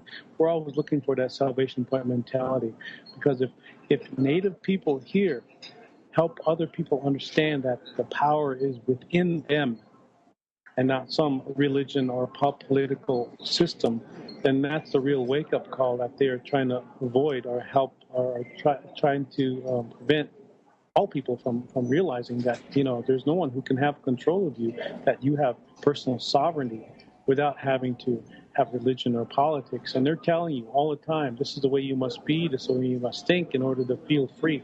And as Daryl Standing Elk, as other indigenous people here on this planet have known, the biggest threat to their control is the littlest threat. We, as indigenous peoples. So when they are coming into our ceremonies, when they are observing our ceremonies, when they think that they're going to get that, there's always this trickster. The trickster comes along, and it's always this irony of that there's something imperfect about what they're doing, and they know it. They want to be the first ones to tap into what we have, because the thing that prevents them from understanding is their rational thinking. There's always something that we cannot interpret into their language.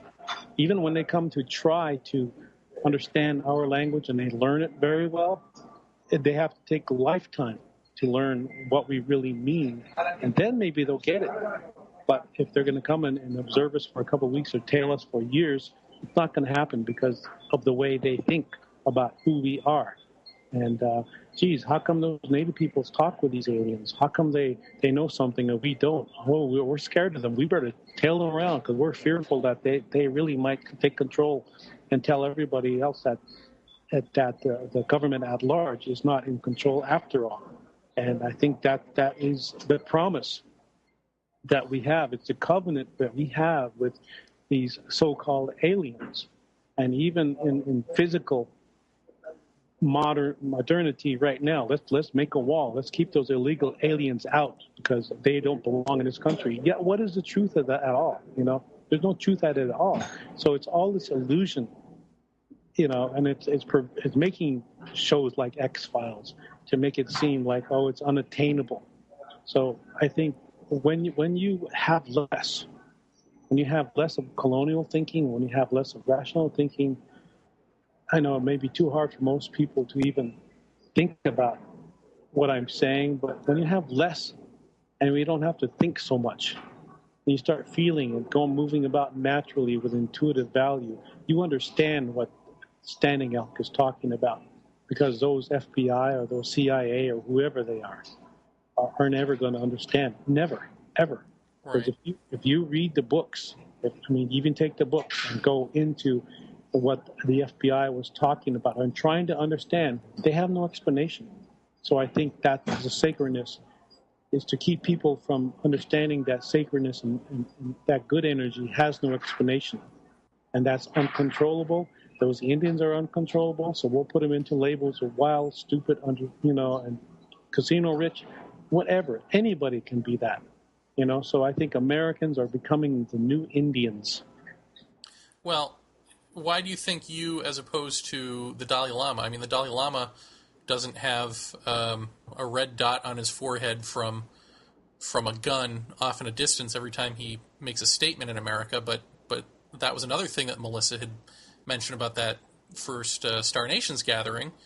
People had laser dots on their heads, like they were trying to intimidate you, and by saying we could just shoot you at any time here. So why what you're saying versus the Tibetans or something along those lines? Any idea? Is it just your status in society that they feel they can intimidate you and get away with it? That's part of it, but I also think that, the Dalai Lama comes from a Buddhist background, and I think from limited knowledge that I have of Buddhism, it's dogmatic. And anything that's viewed in dogma is going to always be non-threatening, because then they can control dogma in the sense of it being a religion. But yeah, he can come around and just keep leading people into dogma and that type of thinking. But it's the other people whose religion has been banned. And I know in China, the Tibetans have been banned, but not Buddhism. Buddhism is still alive and active in China, but the Tibetans are.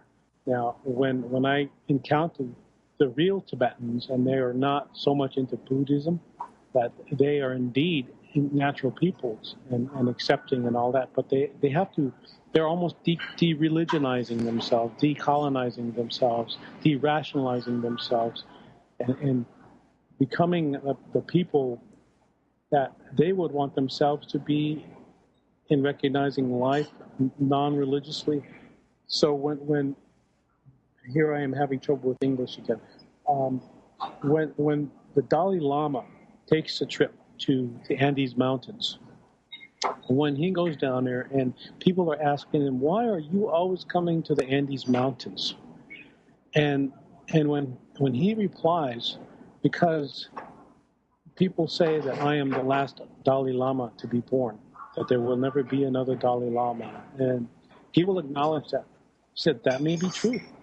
That may be true. But the reason why all these emissaries from the Tibetan people are coming to the Andes Mountains and to the land of the condor and the eagle is that the energy has moved. The medicine, the compassion has moved to the Andes Mountains.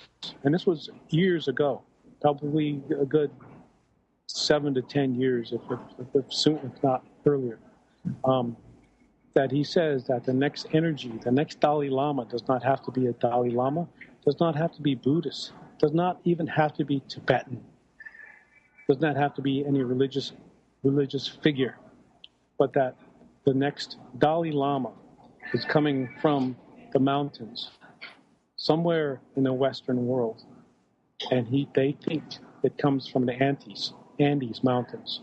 And if you connect these energies with the Nazca Plains, with the Dalai Lama, what he said, with the movement that is indigenous now, that is moving and growing in a good way, you're going to find alternative. You're going to find mainstream media looking against them, because where does this so-called alternative and mainstream media to us as indigenous people come from? It's the same system. So it's going to have to do something to keep that energy of compassion away from the rest of the people. Because what happens when the rest of the people have compassion? Dang, it's not profitable. There's no war. We can't go and destroy the people. We have to look at, living here on earth with balance and stop killing her. What is the thing that can happen with all of us? So when FBI, when, religions, comparably, one is dogma, one is egalitarian, who are they going to say is the most threat?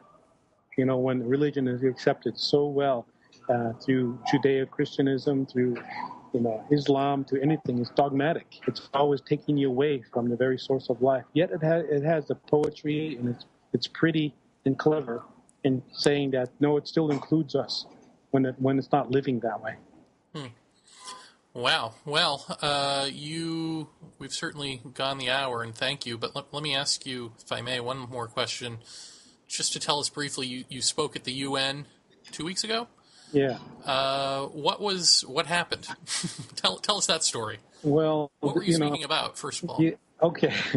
Once a year, the United Nations Permanent Forum on Indigenous Issues, where the 2,000 to 3,000 delegates from all over, not NGOs, non-governmental organizations, come to the United Nations. They're given a place for 2 weeks, and it's the first time that it was held in a General Assembly where all, the big thing that we see on the news with the green stone behind it and all this, with the secret chambers and all.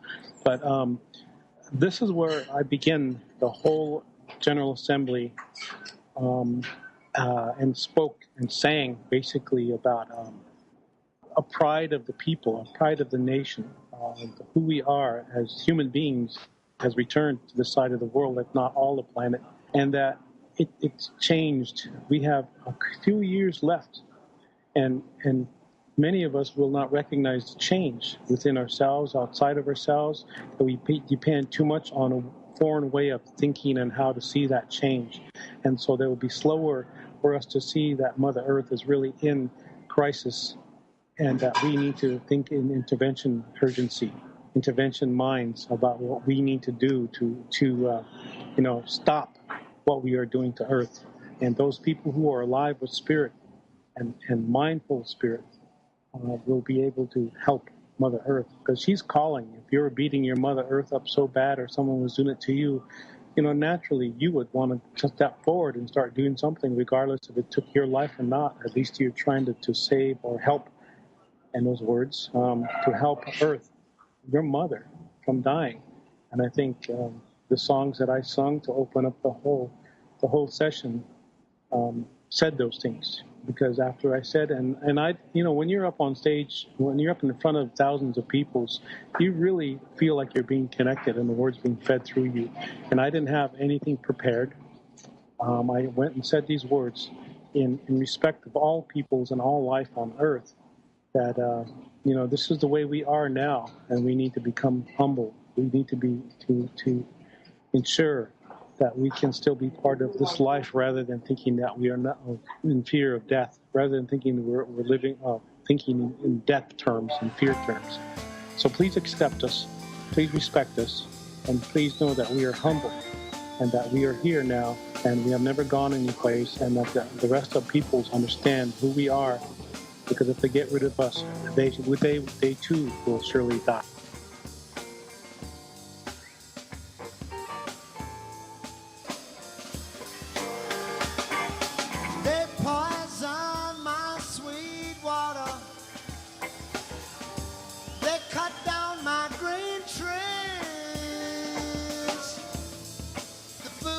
Fed my my children was the cause of their disease.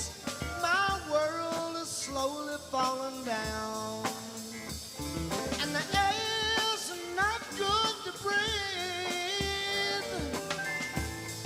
And those of us that care enough, listen, we got to do something. Oh, what you gonna do about me? I wanna know what you gonna do about me. You know your newspaper, it just puts you on.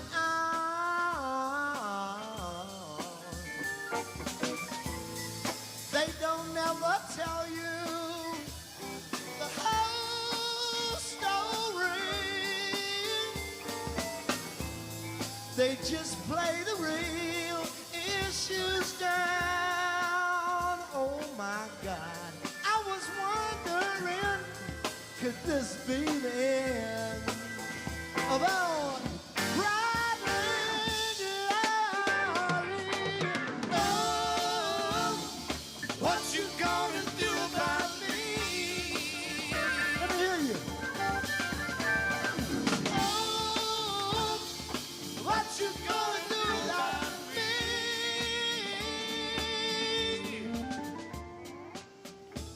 I work in your factories, and I studied in your school.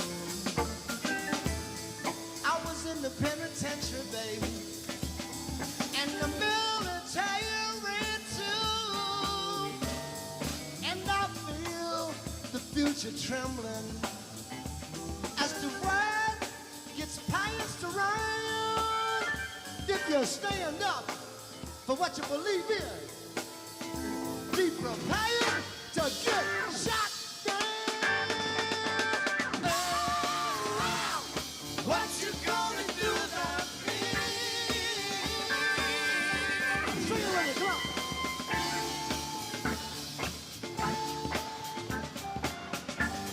You sounding beautiful.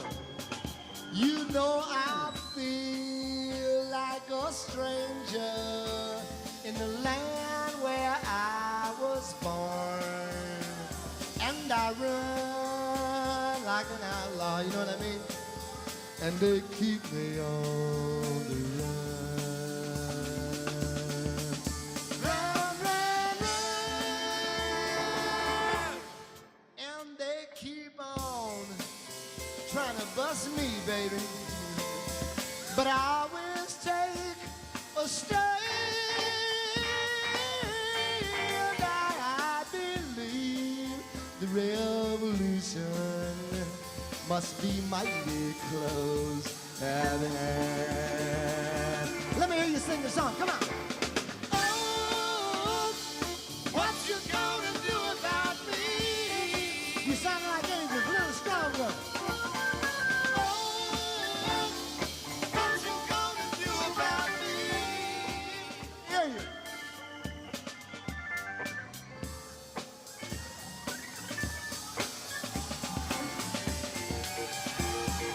Here it comes again.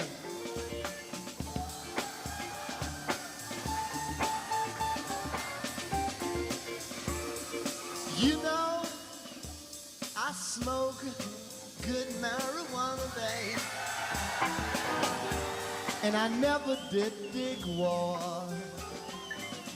But then, you know, most of what I do dig on is against somebody's law. I'm a fugitive from injustice, brother, but I'm going to be free. You know the rules and regulations. They don't do a damn thing for me. Oh, what you gonna do about me? Yeah. Oh, what you gonna do about me? You know how I feel in the land where I was born. And I run like an outlaw, and I'm always on a run. Run, run, run. And although they may be stronger now, baby, you know our time's gonna come around. They just adding to our number. Every time they shoot out, baby, don't let them shoot out, baby. Oh, what you gonna do about me? All right, give me a little help. Give me a little help now, come on. Oh, what you gonna do about me? Let me hear you.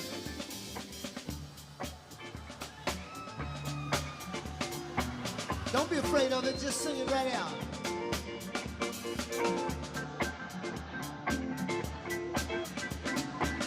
God knows we ain't looking for no trouble, but you sounding weak, San Francisco. You better soften up a little bit. Let me hear you.